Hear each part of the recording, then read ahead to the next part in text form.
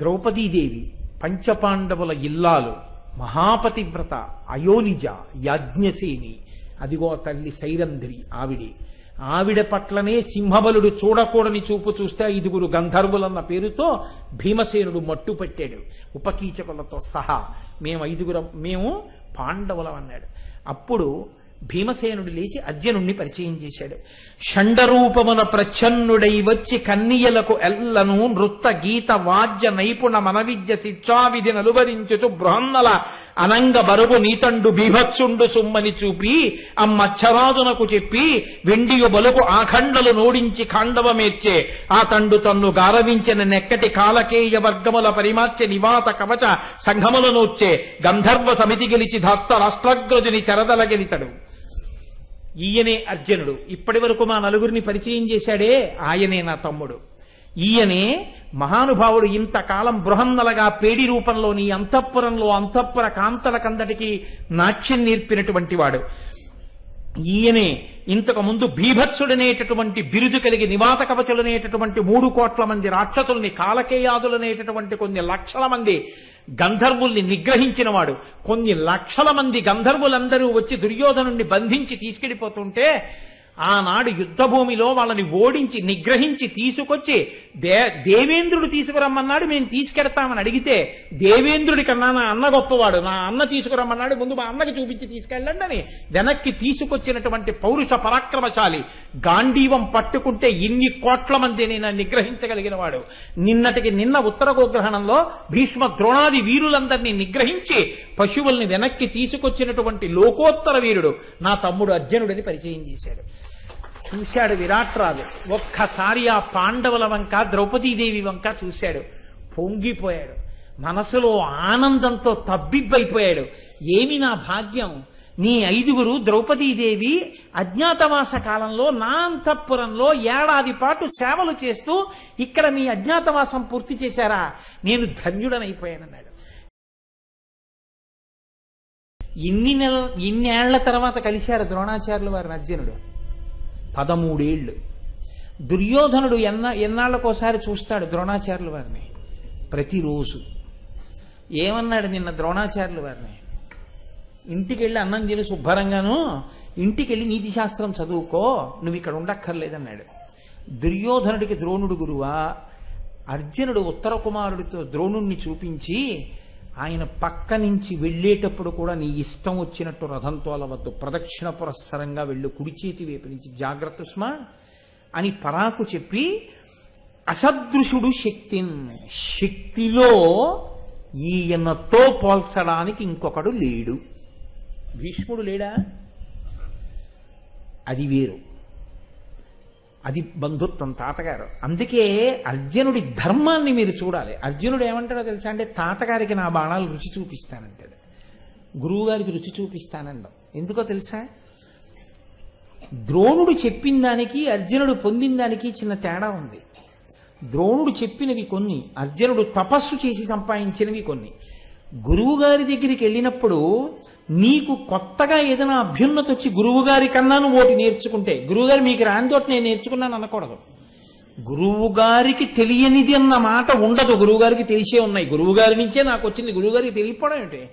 నాకు ఏదైనా తెలిస్తే అది గురువుగారి కటాక్షం, ఆయనే అనుగ్రహించారని తెలియకపోవడం ఏంటి నా బుర్ర? అసలు మా గురువుగారికి తెలియదన్న మాట లేదు లోకంలో. మా గురువుగారే నన్ను అనుగ్రహించారు.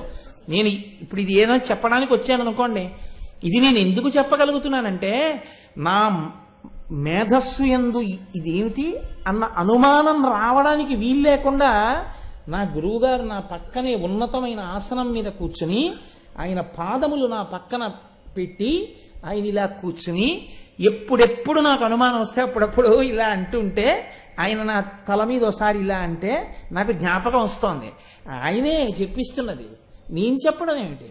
అందుకే ప్రార్థన చేస్తే గురుర్బ్రహ్మ గురుర్విష్ణు ఆయన ఇక్కడే కుర్చీలో కూర్చున్నారు. నాకన్నా ముందు వారు వచ్చి కూర్చున్నాక వారి అనుమతితో నేను కూర్చున్నాను. మళ్ళీ లేవాలంటే మంగళాశాసనపరై మదాచార్య పురోగమై, గురువుగారు మీ అనుగ్రహంతో చెప్పాను, నన్ను లెమ్మంటారా గురువుగారు అని అడిగి వారికి నమస్కారం చేసి లేవడం.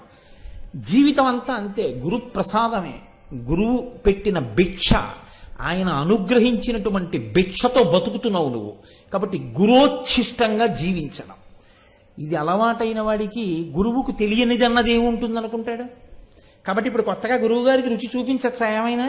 గురువుగారు పాశుపతాస్త్రం నేర్చుకున్నాను, మీకు తెలియదు ఆ మంత్రం, నేను ఒకసారి వేసి చూపించనేంటి అనకూడదు. గురువుగారికి తెలియకపోవడం ఏంటి? గురువుగారు అనుగ్రహంతో సర్వ శాస్త్ర పరిజ్ఞానం ఉన్నవాడు అన్నాడు ఆయన. ఆయన అనుగ్రహం ఈయనకు ఉండబట్టి ఎలా శివుణ్ణి ఆరాధించాలో తెలిసి పాశుపతాస్త్రం పొందాను. గురువుగారి అనుగ్రహం లేకపోతే నాకు శివుడు సాక్షాత్కరించి ఉండేవాడే కాడు. అసలు గురువులకి గురువు పరమశివుడు.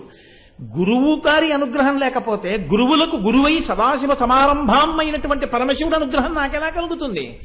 కాబట్టి ఆయనకి తెలియనిది లేదు, కాబట్టి ఆయనకి నేను చెప్పవలసింది లేదు, ఆయనకి రుచి చూపించవలసింది లేదు, నేనంటూ ఆయనకి చెప్పవలసింది ఇంతే. ఆయనకి నా జీవితంలో నీ చెయ్యవలసింది ఏమైనా ఉంటే ఒక్క నమస్కారం తప్ప అంతకన్నా నీ చెయ్యగలిగినదన్నది వేరొకటి లేదు గురువు గారికి. ఎందుకంటే నేను ఆయనకి ప్రత్యుపకారం చేయడానికి లెక్క కట్టి చెయ్యగలిగిన ఉపకారము కాదు గురువుకి చేసేది. నువ్వు ఏం చేస్తే గురువుగారు ఉపకారం తీర్చగలవు? అసలు గురువుగారికి ప్రత్యుపకారం అన్న మాట లేదు. అందుకే గురువుకి సామాన్య నిబంధనలు ఏవి వర్తించవు కూడా లోకంలో. ఇది లోపల పొంగిపోతే అర్జునుడి నోటి వెంట వస్తున్న మాటలు. అదే తాతగారి విషయంలో అయితే, తాతగారు మనవడు వృద్ధిలోకి రావాలి. తాతగారండి అరణ్యవాసంలో కొన్ని నేర్చుకున్నారు, మీకు రుచి చూపిస్తాను చూడండి. అస్త్రం వేయచ్చు ఆయన మీద, సంతోషిస్తాడు. భీష్ముడు దెబ్బతిని అన్నా ఇది నేర్చుకున్నావురా అంటాడు. గురువుగారి మీద అన్నా ఇన్ని నేర్చుకున్నావురా అంటే గురువుగారిని అలా వేయకూడదు అస్త్రాలు. అందుకని గురువుగారి మీద తప్పకపోతేనే గురువుగారి అనుమతితో ఆయన వేస్తే ఉపసంహారం చెయ్యాలంతే తప్ప గురువుని కొట్టే ప్రయత్నం అధమం అన్నాడంతే అర్జునుడు. బాణం వేయవలసి వస్తే ఇది మా దౌర్భాగ్యం, రాచరికంలో క్షత్రియ పుట్టక పుట్టినందుకు గురువు మీద బాణం వేయాల్సి వచ్చింది అన్నాడు. ఇది ఆయన శీలాన్ని చూపిస్తుంది. ఎవరు వృద్ధిలోకి వస్తారు ఇప్పుడు నాకు చెప్పండి? దుర్యోధనుడా, కర్ణుడా, అర్జునుడా? ఎక్కడ గురి ఉందో అక్కడ అభ్యున్నతి. చదువు, సంస్కారము అని రెండు మాటలు ఉంటాయి. చదువు అంటే కేవలము మేధస్సు నిండి ఉండడం, ఒక ప్రజ్ఞ లోపలికి ప్రవేశించడం. సంస్కారము అంటే ఆ ప్రజ్ఞ యొక్క మూలమును గుర్తెరిగి భక్తి పరతంత్రతతో జీవించగలిగినటువంటి అనుష్ఠాన పర్యంతమైన నడవడిగలిగినటువంటి విధి విధానము.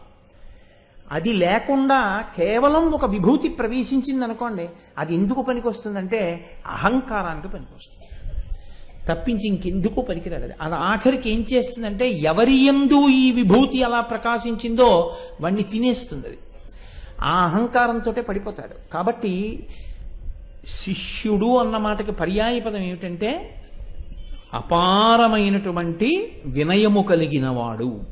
ఎంత గురువు గారి దగ్గర అంత వినయం ఉంటేనే శిష్యుడు. అందుకే లోకంలో ఎవరి దగ్గర ఎక్కువ మాట్లాడకూడదు అంటే ఒక్కటే నియమం, గురువు గారి దగ్గరే మాట్లాడకూడదు. ఎందుకంటే ఎప్పుడైనా నువ్వు తెలుసుకోవడం అంటూ ఉంటే గురువు గారి దగ్గరే. కాబట్టి ఆయన మాట్లాడాలి, నువ్వు వినాలి. నువ్వు ఆయన దగ్గరికి వెళ్ళి నువ్వు ఎక్కువ మాట్లాడడం, ఆయన వినడం జరిగిందంటే నీకు చేత కాలేదు అసలు నిలబడ్డావు, నువ్వు ఇంకా చాలా ఎదగాలని గుర్తు. ఆయనకి మాట్లాడే అవకాశం నువ్వు ఇవ్వాలి, అప్పుడు జీవితానికి అభ్యున్నతి. కాబట్టి చూడండి, అసదృశుడు శక్తి, ఈయనతో పోలిక లేదెవరికి అన్నాడు. అంటే ఆయన గురి. కాబట్టి అర్జునుడు అంత గొప్పవాడు కాగలిగాడు అని. ఈతనితోడి కయ్యమునకియ్యకొనందగా ఏను దుష్పదజ్యూత జయోద్ధతుండకు సుయోధనుని పరిమార్పబోవుచో శాత శరోత్కరంబితడు చక్కగా నేయునో నన్ను నేయడో చూతము దానమున్ననికి జొచ్చిన జొత్తముగా కపిమ్మటన్. బాగా గుర్తుపెట్టుకో, ఈయనతో నేను యుద్ధం చేయడం అన్నది ఎప్పుడూ ఉండదు. ఈయన ప్రతిపక్షంలోనే నిలబడి ఉండొచ్చు కాక, నా అంత నేనుగా కాలు దువ్వి బాణం వేయడం అన్నది ఎన్నడూ ఉండదు. ఇవాళే కాదు, ఎప్పుడూ ఉండదు. వెయ్యను. ఎవరిని పట్టుకుంటాను? రాజుని పట్టుకుంటాను. మాయాజ్యూతం నడిపి దుర్మధుడైనటువంటి ఆ దుర్యోధనుడున్నాడే వాణ్ణి పట్టుకుంటాను.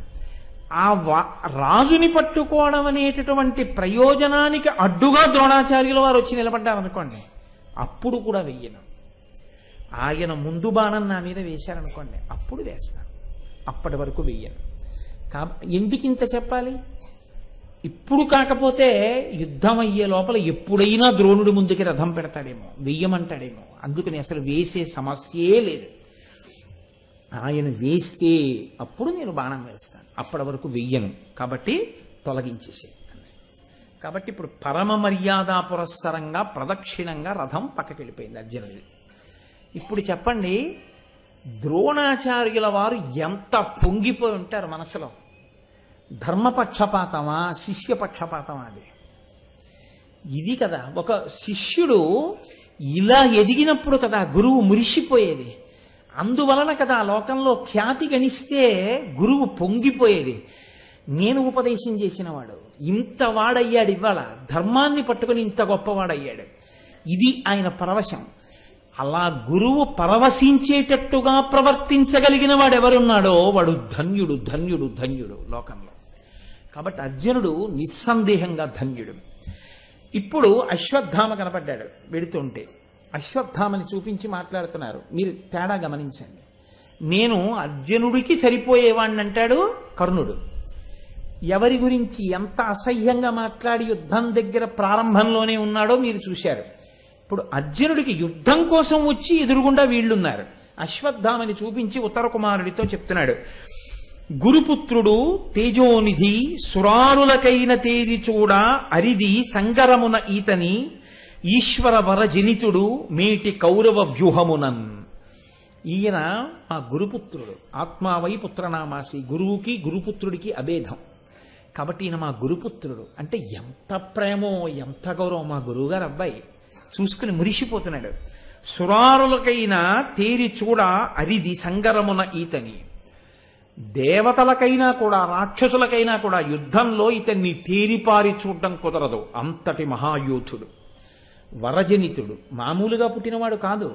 మా గురువుగారి అనుష్ఠాన బలానికి పరమేశ్వరుడు మెచ్చుకుని ఇచ్చినటువంటి కొడుకు. శివానుగ్రహంతో పుట్టాడు అశ్వత్థామ. కాబట్టి వరజనితుడు. ఇవాళ ఈ కౌరవులలో ఉన్న మేటి యోధులలో ఆయన ఒకడు. పోని రథాన్ని. ఆత్మావై పుత్రనామాసి. గురువుకి గురుపుత్రునికి అభేదం. గురుపుత్రుణ్ణి కొట్టినా గురువుని కొట్టినా ఒకటే. కాబట్టి గురువు జోలికే వెళ్ళినప్పుడు గురుపుత్రుడి జోలికి వెళ్ళకూడదు, దాటేయాలి. కాబట్టి ముందుకు పోని రథాన్ని. వెళ్ళిపోయింది. ఇప్పుడు ఎవరు కనపడ్డారు? కృపాచార్యుల వారు. తను వదిలిపెట్టి వెళుతున్నాడు ఒక్కొక్క రథాన్ని. వదిలిపెట్టి వెళ్ళడం చేత కాక కాదు, మీరు గుర్తుపెట్టుకోండి. వాళ్ళు బాణం వేశారో వదిలిపెట్టడం.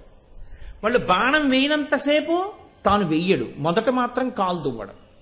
కాబట్టి ఇప్పుడు తర్వాత ఎవరు కనపడ్డాడు? కృపాచార్యుల వారు. ఈయనెవరు? చిన్నప్పటి నుంచి విద్య నేర్పినవాడు. ఈయన గురువేగా. ద్రోణుడితో తుల్యుడు. కాబట్టి కృపాచార్యుల వారి మీద వెయ్యొచ్చా బాణం? కాబట్టి కృపుడి గురించి ఎలా చెప్తాడో చూడండి. ఇది ధర్మం నడవడం అంటే ఇది. అధర్మం ఎక్కడెలా మాట్లాడుతుందో మీరు ఊహ చేయలేరు. ధర్మం ఎక్కడేం మాట్లాడుతుందో మీరు ఊహ చేయగలరు. అంతే తేడా. ద్రోణుడి దగ్గర అర్జునుడు ఎలా మాట్లాడాడండి, కృపాచార్యుల వారి దగ్గర ఎలా మాట్లాడతాడని నేను అడిగాను అనుకోండి. ఇలాగే అంటాడండి, మా గురువుతో సమానమైన వాడు, చిన్నప్పటి నుంచి మాకు పాఠాలు నేర్పినవాడు, అమిత తేజోమూర్తి, మహానుభావుడు పోని అంటాడు అని మీరు అనగలరా? అనలేరా? కర్ణుడు ఏమంటాడు ద్రోణుడని నేను అన్నాను అనుకోండి, మీరు చెప్పగలరా? మీరు చెప్పలేరు. ఎందుకని? వాక్కు యందు పారుష్యం, అహంకారం, పొగరబోద్దనం అది ఉన్నవాడు ఏం మాట్లాడతాడో మీరు చెప్పలేరు. ధర్మం ఉంది, మీరు చెప్పగలరు ఎక్కడ ఎలా ఉంటాడు. ఇంతే తేడా. మనిషిగా పుట్టిన తర్వాత ఇలా ఉండలేకపోతే ఏమిటి ప్రయోజనం చెప్పండి నాకు. ఇది అర్జునుడి యొక్క గొప్పతనం. కాబట్టి కృపుణ్ణి చూసి అన్నాడు, ధైర్యధనుడితడు ద్రోణాచార్యులకెనవచ్చు దివ్య శరవిధుడు కృపాచార్యుడు మత్పితృసఖుడు ఆచార్యకమునరించ మాకు శైశవము తరిన్. ఈయన్ని కృపాచార్యుడు అంటారు. ధైర్యధనుడు, అపారమైన ధైర్యం ఉన్నవాడు. ద్రోణాచార్యులకెనవచ్చు, ద్రోణాచార్యుల వారితో సమానంగా చెప్పచ్చు. దివ్య శరవిధుడు, గొప్ప గొప్ప బాణములు తెలిసినటువంటి వాడు కృపాచార్యుడు. మత్పితృసఖుడు, ఇది తలుచుకోవడంలో ఉన్న గొప్పతనం. తన తండ్రి గారే తనకి బాగా తెలియదు అర్జునుడికి. అటువంటి వాడు చెప్తున్నాడు, మా నాన్నగారికి స్నేహితుడైన. తండ్రిని గౌరవించడం ఒకెత్తండి, మా నాన్నగారి స్నేహితుడండి ఆయన అని మీరు వెళ్ళి ఎంతో గౌరవంగా నిలబడి మర్యాదతో ప్రవర్తించడం ఒకెత్తు. నేను ఇవాళ పొద్దున్నే ఒక ఉపనయనానికి వెళ్ళాను నా స్నేహితుడింటికి. 2 కొడుకులు, జాతి వజ్రాలు. నేను నా స్నేహితుడింటికి వెళ్ళింది. నా స్నేహితుడు నన్ను వరసకి గురువుగారని పిలుస్తాడు. నాతో కలిసి ఉద్యోగం చేస్తున్నా ఆ మాటకొస్తే నా పై స్థాయిలో ఉన్నటువంటి వ్యక్తి అయినా నా ఎందంత వినయంతో ఉంటాడు ఆయన. ఆయన అలా ఉంటాడు కాబట్టి పీటల మీద ఉన్నవాడు లేచొచ్చి నాకు నమస్కారం చేశాడు. నేను పొంగిపోయాను. దేనికంటే నాకు నమస్కారం చేశాడని కాదు, మా పితృసఖుడు, మా నాన్నగారి స్నేహితుడు ఆయన వచ్చాడు. ఎంత గౌరవం, ఎంత మర్యాద! ఇది కదా పాండవుల వారసత్వం అంటే. చాలు ఇలాంటి చోటుకి వచ్చాను, సంతోషపడిపోయాను. ఇది ఉండవలసిన మర్యాద, పిల్లలు నేర్చుకోవలసిన మర్యాద. మా నాన్నగారి స్నేహితుడు ఎంత గొప్ప మాట అండి. ఎందుకంత గౌరవించారంటే, అమ్మో మా నాన్నగారి స్నేహితుడండి ఆయన అంటే. నాన్నగారు పూజనీయుడు, నాన్నగారు ఎప్పుడూ ఆయనతో స్నేహంగా ఉంటారంటే మా నాన్నగారి చేత ప్రేమింపబడిన వాడు మా నాన్నగారి పక్కన ఎప్పుడూ ఉండేవారు కాబట్టి నాన్నగారితో సమానంగా గౌరవించవలసిన వాడు. ఎంత గొప్ప మాట! ఏమి సంస్కారం అండి నిజంగా. అందుకని తండ్రితో సమానమయ్యా నాకు గురువు. పైగా ఈయన ఆచార్యకమునరించ మాకు శైశవము తరిన్. మేము చిన్నప్పటి నుంచి, మాకు చిన్నప్పుడు పాఠాలు నేర్పినవాడు వేరు, చిన్నప్పటి నుంచి మాకు పాఠాలు నేర్పినవాడు వేరు. మీరు గమనించండి. ఓ మాట అంటూ ఉంటారు లోకంలో, మాకు చిన్నప్పుడు పాఠం నేర్పారు. ఏమ్మా ఎవరండి ఈవిడే అన్నారనుకోండి, మా చిన్నప్పుడు పాఠాలు నేర్పారంటారు. అంటే చిన్నప్పుడు పాఠాలు నేర్పారంటే ఇంకా తర్వాత నీకు పాఠం చెప్పడానికి ఆవిడ అశక్తురాలైందా? సమర్థత సరిపోలేదా? ఇంకా ఆవిడ అవసరం నీకు లేకపోయిందా? ఆవిడ నేర్పిన అంటే ఆవిడ అని ఎందుకంటున్నానంటే నాకు ఆవిడని దృష్టిలో పెట్టుకుని ఆవిడ అని వచ్చేస్తుంది. ఆయన నేర్పిన ఆయన నేర్పిన ఆయన నేర్పిన వీటి మధ్యలో ఉన్నవే నువ్వు పిహెచ్డీ చేసినా చదివావు. కాబట్టి ఆచార్యకమునరించ మాకు శైశవము తరిన్. మాకు చిన్నప్పటి నుంచి గురువే. ఆయన చెప్పిన ఆయే ఇప్పటికీ ఎక్కడ చదివినా. అందుకని చిన్నప్పటి నుంచి మాకు గురువు, చిన్నప్పుడు మాకు గురువు. తేడా ఉందా లేదా మాటలో? అంటే ఏదో మా తెలియనితనంలో చెప్పారు అంతే ఆయన స్థాయి అన్న అహంకృతి ఉందా మాటలో. చిన్నప్పటి నుంచి మాకు గురువు అంటే ఆయన గురుత్వం పోలేదు. ఇప్పటికీ మాకు ఆయన ఆచార్యుడే. నేను గుర్తుపట్టానంటే ఆయన పుణ్యం, లేకపోతే నాకు తెలియదు. నేర్పి నేను బతికున్నంత కాలం చదువుకోవడానికి అర్హత ఇచ్చింది ఆయనే. కాబట్టి ఎప్పటికీ ఆచార్యుడే. ఈ మాట అనాలంటే ఎంత సంస్కారం ఉండాలండి మనసులో. చిన్నప్పుడు మేస్టారు, చిన్నప్పటి నుంచి మేస్టారు. ఇప్పటికీ చెప్తున్నారా? అక్కర్లేదు. ద్రోణాచార్యులు వారు చెప్పారు పెద్దయ్యాక. కానీ ఆయన చెప్పబట్టి ఈయన చెప్పడానికి అవకాశం కుదిరింది. ఇది అనడం గొప్ప సంస్కారం, చాలా గొప్ప మాట. నేను అందుకే చెప్తాను, భారతంలో పద్యాలు పెద్దవాళ్ళకి ఎంత అవసరమో చిన్నపిల్లలకు కూడా అంత అవసరం అండి. పిల్లలకి చెప్పాలి ఈ పద్యాలు, పిల్లలు తెలుసుకోవాలి తప్ప ఉపాధ్యాయులకి గురువులకి పేర్లు పెట్టడం, పద్దులు పెట్టడం, ఇలాంటివి నేర్పడం అది కాదు. భారతం చదువుకుంటే బతకడం ఎలాగో తెలుస్తుంది మీకు. మా చిన్నప్పుడు మాకు పాఠం చెప్పిన మేస్టార్ అని పరిచయం చేస్తే మీరు చిన్నబుచ్చుకోవాలి. చిన్నప్పటి నుంచి మాకు ఈయనే గురువు గారు అంటే మీరు పొంగిపోవాలి కదా. ఎంత గొప్ప మాట అండి నిజంగా. ఆ మాట, ఆ ఒక్క మాట చాలు నాకు ఎంత ప్రసంగమైనా చేయగలను. కానీ చీను వేరు విషయం అనుకోండి. కాబట్టి ఆచార్యకమునరించ మాకు శైశవము తరిన్ అని యోధాగ్రేసరుడిద్ధతేజుడు రణోద్యాగానురక్తుండు దుస్సాధ ప్రక్రమ బాహువీర్యుడు కురుక్ష్మాపాల వాల్లభ్య లక్ష్మీ ధామాత్ముడు జమదగ్న కలిత శ్రేష్టాస్త్ర విద్యాఢ్యుడి రాధేయుండు ఒక చీరికింకొనడు వీరవ్రతమున్ పోరులను. కర్ణుణ్ణి చూపించాడు. కృపాచార్యుల వారి గురించి చెప్పి వేస్తాడా బాణం? చిన్నప్పటి నుంచి గురువు అయితే ముందు యుద్ధం ఎందుకు చేస్తాడు? పోని రథాన్ని ముందుకెళ్ళిపోయింది. ఆయన కూడా బాణం వేస్తే వేస్తా. ముందుకెడితే ఎవరు కనపడ్డారు? కర్ణుడు కనపడ్డాడు. ఇప్పుడు కర్ణుడిని చూపించి చెప్తున్నాడు. అర్జునుడి గురించి కర్ణుడు ఏమన్నాడో, కర్ణుడి గురించి అర్జునుడు ఏమంటాడో మీరు చూడాలి. ఇద్దరికీ ఒకళ్ళ మీద ఒకళ్ళకి పోటీ. ఇప్పుడు కనపడని అక్కడి నుంచే కొట్టేస్తా పతాకాన్ని అన్నాడు, అక్కడి నుంచే కొట్టేస్తా రథాన్ని అన్నాడు, అక్కడి నుంచే కొట్టేస్తా ధనస్సు అన్నాడు, అక్కడి నుంచే అర్జునుడి శరీరంలో బాణాలు గుప్పించేస్తా అన్నాడు. ఏవి ఆవులు వెళ్ళిపోయి ఎదురుగుండా వచ్చాడు. ఏం చేశావు? వేశావా ఒక్క బాణం? ఇప్పుడు అర్జునుడు మాట్లాడుతున్నాడు కర్ణుడి గురించి. ఎవరితో? ఉత్తడితో చెప్తున్నాడు. ఇంతకు ముందు తెలియని వాడితో చెప్పేటప్పుడు మీరు చెప్పిందే శాస్త్రం కదా. ఇంతకు ముందు తెలియని వాడికి కొత్తపల్లి కొబ్బరి అంటే ఎలా ఉంటుందో తెలియదు అనుకోండి. అసలు మామిడి పండు అంటే తెలియదు, బంగిని పిల్లిని కొత్తపల్లి కొబ్బరి నమ్మేయడం తేలిక కదా, చాలా తేలిక. ఎందుకంటే ఆయనకేం తెలియదు, మీరేం చెప్తే అది శాస్త్రం. కర్ణుడు ఉత్తరుడి చేత చూడబడనివాడు, ఇప్పటిదాకా చూడలేదు, ఇప్పుడు చూస్తున్నాడు. కాబట్టి ఇప్పుడు చూస్తున్నప్పుడు అర్జునుడు బాగా తెలుసున్నవాడు కర్ణుడి గురించి. ఆయన ఏం చెప్తే అది చెల్లుతుంది. యుద్ధభూమి లోపల కడుపు మండిపోతోంది అతను చేసిన నేరాలకి. కానీ పరిచయం చేసేటప్పుడు యుద్ధభూమిలో ఎంత మర్యాదగా పరిచయం చేశాడో చూడండి.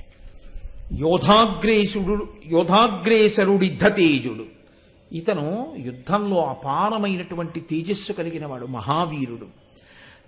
రణోద్యాగానురక్తుండు, యుద్ధం చేయడంలో గొప్ప అనురక్తి కలిగిన వాడు, మంచి ఇష్టం ఉన్నవాడు తప్ప అమ్మ బాబోయ్ యుద్ధమా అనేవాడు కాడు. యుద్ధం అంటే మంచి ఉత్సాహం.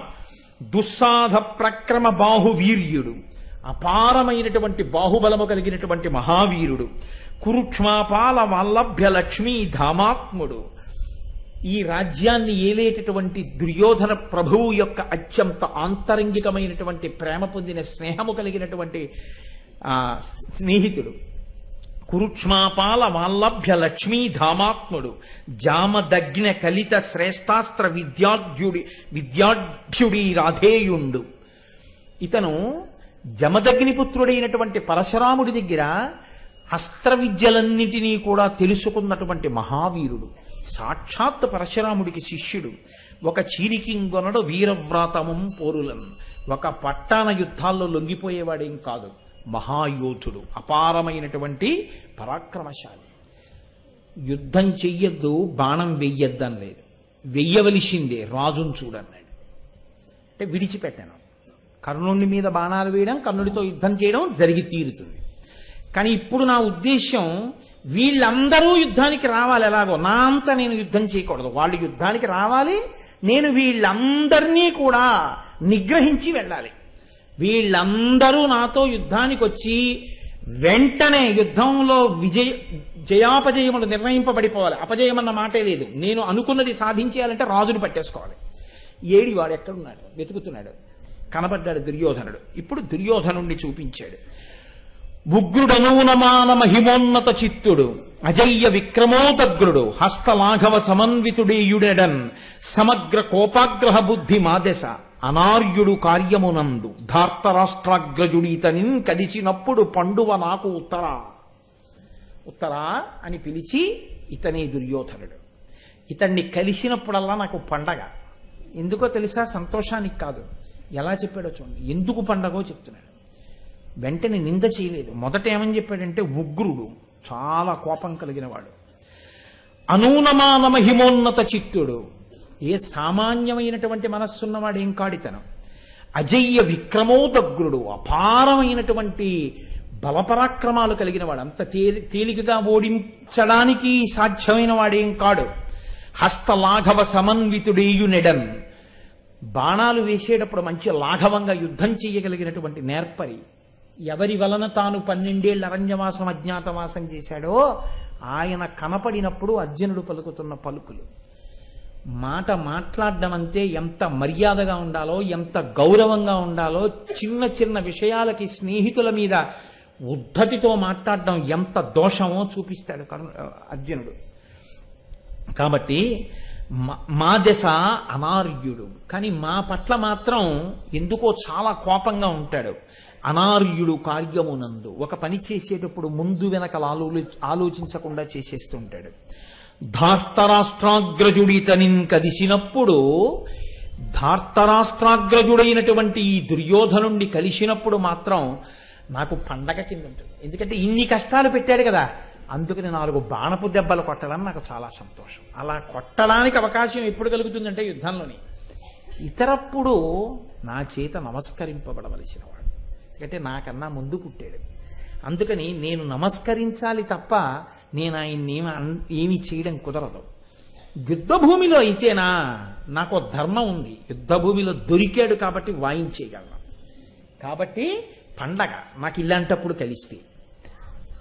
ఎంత మర్యాదగా మాట్లాడాడో చూడండి, కోపాన్ని కూడా ఎంత అందంగా ఆవిష్కరించాడో చూడండి దుర్యోధనుడి విషయం.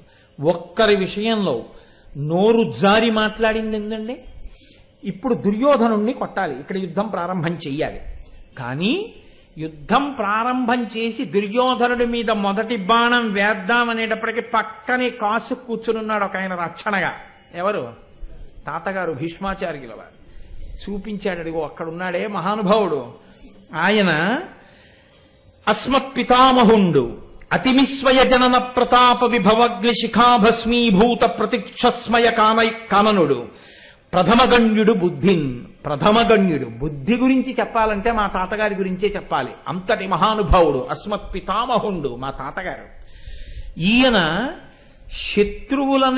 శత్రువు అన్నవాడు ఆయన ముందు నిలబడితే భస్మీపటలం చేసేసి శత్రువులనేటటువంటి అరణ్యాల్ని కాల్చేసి బూది చేసి అటువంటి అరణ్యముల యందు నిలబడగలిగినవాడు. అంటే ఆయన ముందు శత్రువుగా నిలబడగలిగిన వాడు ఉండడు. అస్మత్పితామహుండు మాకు తాతగారు.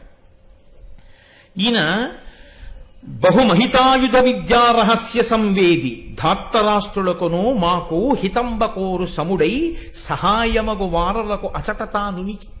ఎంత ధార్మికంగా మాట్లాడాడో చూడండి. ఈయన బహుమహితాయుధ విద్యా రహస్య సంవేది. ఈయన ఒక నిధి. దేనికో తెలుసా? ఎన్ని అస్త్రాలు, ఎన్ని శస్త్రాల ప్రయోగాలు, ఉపసంహారాలు ఈయనకి తెలుసో చెప్పడం కష్టం. అన్నీ తెలుసు ఆయనకి. బుద్ధిలో అగ్రగణ్యుడు, మహానుభావుడు. ఇంత బుద్ధి కలిగిన వాడు, అన్ని రహస్యాలు తెలుసున్నవాడు. ఈయన ధాత్తరాష్ట్రులకును మాకు హితంబకోరు సముడై. ఈయన మాకు తాతగారు, దుర్యోధనుడికి తాతగారు. అందుకని తాతగారిగా మనవలందరూ బతికుండాలనే కోరుకుంటాడు. అందుకని కౌరవులు ఉండాలనే కోరుకుంటాడు, మేము ఉండాలనే కోరుకుంటాడు. పాపం అందుకేగా చెప్పాడు సంధి చేసుకుంటావా అని. ఇద్దరి పట్ల సమానమైన ప్రేమ ఉన్నవాడు. సమానమైన ప్రేమ ఉన్నవాడైతే అటువైపు ఎందుకు యుద్ధానికి వచ్చాడు అంటావేమో. అక్కడ ఉంటున్నాడు, అందుకని అక్కడే ఉంటాడు కాబట్టి అక్కడ వాళ్ళు యుద్ధానికి వచ్చినప్పుడు వాళ్ళతో వస్తాడు. అంటే మా మీద కోపం ఉన్నవాడు కాడు. మా తాతగారు మా ఎందు ప్రీతి కలిగినవాడు, కానీ ఆయన ధర్మం ఆయన పాటిస్తున్నాడు. వివిధములకు లక్ష్యంబుల నవలీలం దునియనాటన వియగనేయున్ భువనైక ధన్వి నచ్చుగ్ర విచేష్టితు నోర్చ పరశురాముంబోరన్. ఎంత భయంకరమైనటువంటి, ఎంత దూరంలో ఉన్నటువంటి ఎన్ని లక్ష్యాలనైనా సరే తన బాణాలతో కొట్టి ఛేదించగలిగినటువంటి గొప్ప నిపుణుడు. తనకి పాఠం నేర్పినటువంటి గురువైన పరశురాముణ్ణే యుద్ధంలో ఓడించినటువంటి అరివీర భయంకరుడు మా తాతగారు. శంతను నందును నరదము పాంతం బోవలాదు అలుక పుట్టి అతడు భూకాంతునకు సైన్యమునకు చెంతల చేరంగనీక సిలుగులు బెట్టున్. మనంతట మనం తాతగారు కదా గురువుగారు కాదు కదా అని బాణం వేయకూడదు. మనం కాని మొదట బాణం వేశామో ఇహ దుర్యోధనుడి దగ్గరికి వెళ్ళడం అన్నది ఉండదు. మా తాతగారు అటువంటి వాడు, నిలబెట్టేస్తాడంతే. అలా తాతగారి ప్రీతి పొందాలంటే తాతగారి జోలికి ముందెళ్లకుండా ఉండడమే. దుర్యోధనుడి జోలికెడితే అందరూ వస్తారు. అప్పుడు తాతగారు వచ్చినా తాతగారిని నిగ్రహిస్తే ఊరుకుంటాడు. తాతగారి జోలికి వెళ్ళామనుకోండి ఇక దుర్యోధనుడి దగ్గరికి వెళ్ళాం. కాబట్టి వద్దు, ఆయన దగ్గర రథం పెట్టకు, ముందుకెళ్ళని దుర్యోధనుడి దగ్గర. ఏమి మాట్లాడతాడండి మహానుభావుడు. అంతే, కొంచెం ముందుకెళ్ళింది గాంధీవాన్ని టంకారం చేశాడు. చేసి దేవదత్తాన్ని పూరించి ఆ అక్షయ బాణ తూణీరాలలోంచి బాణాలు తీసి గాంధీవపు వింటినారికి సంధించి విడిచిపెట్టడం మొదలుపెట్టాడంతే. ఇంకా సైన్యం మీద అవి ఎలా విడిచిపెట్టడం మొదలుపెట్టాడో చెప్పడం మొదలుపెట్టారు తిక్కన గారు. అసలు అత్యద్భుతమైన పద్యం. ఆ యుద్ధ ప్రారంభం ఎలా చేశాడంటే, గుణమున అస్తకంబునను కోటియుగంబున గేలదార భీషణముగ నుప్పతిల్ల రభసంబున రేగిన మాట్కి తీవ్ర మార్గ నికరంబులొక్కట నరాతి బలంబుల కప్ప గాండివక్వణము రోదసీకుహర కర్పము పగిలింప. ఉగ్రతం, ఒక్కసారి కోపం తెచ్చుకున్నవాడై యుద్ధ ప్రారంభం చేస్తూ ఆ టంకారం చేసేటప్పటికీ ఆకాశానికి ఉన్న డెప్ప బద్దలైపోయిందా అన్నంత శబ్దం వచ్చింది ఆ చప్పుడికి. అదిరిపోయారంతే శత్రువీరులు. ఆ చెవులలో ఆ ధనులు వినపడేటప్పటికీ కొన్ని వేల మంది మూర్ఛిల్లుతారు ఆయన గాంధీవాన్ని టంకారం చేస్తే. దానికి తోడు దేవదత్తాన్ని పూరించాడు. పూరించి బాణాలు వెయ్యడం మొదలుపెట్టాట. బాణాలు వెయ్యడం మొదలు పెడితే ఎలా ఉందన్నారంటే తిక్కన గారు, ఏకకాలమునందు బాణములు ఎక్కడి నుంచి వేస్తున్నాడో ఎవరికి తెలియలేదు. ఎందుకంటే వలయాకారంగా పట్టుకున్నాడు ధనస్సుని, ఇలా పట్టుకుని వేసేస్తున్నాడు. వేసేసేటప్పుడు ఇలా వేస్తాడు, ఇలా వేసేస్తూ ఉంటాడు. ఆ తిప్పి వేసేస్తుంటే బాణాలు ఎలా వచ్చి పడిపోయాయి అంటే ధనస్సు నుంచి కొన్ని వేల బాణాలు వచ్చేసేయటం, వింటినారి నుంచి కొన్ని వేల బాణాలు వచ్చేసేయట, చేతిలోంచి కొన్ని వేల బాణాలు వచ్చేసేయట. అంటే అసలు వింటినారికి తొడిగి ధనస్సు మించి వదులుతున్నాడా? ధనస్సుకి పుట్టేస్తున్నాయా, వింటినారికి పుట్టేస్తున్నాయా, చేతిలోంచి పుట్టేస్తున్నాయా? చూసిన వాడికి ఎలా కనిపిస్తోందంటే కొంతమందికి చేతిలోంచి పుడుతున్నాయి బాణాలు, కొంతమందికి వింటినారిలోంచి వచ్చేస్తున్నాయి, కొంతమందికి ధనస్సులోంచి వచ్చేస్తున్నాయి. ఇన్ని వేల బాణాలు ఏకకాలమనందు మండలాకారంగా ధనస్సుని తిప్పి వేసేస్తుంటే మొత్తం సైన్యం అంతా పీనుగు పెంటల కింద పడిపోతుంది. ఇది ఎలా ఉందంటే ఒక్కసారి ఆ బాణములు వచ్చి పడిపోతున్న తీరుని తిక్కన గారు ఉపమానం వేశారు.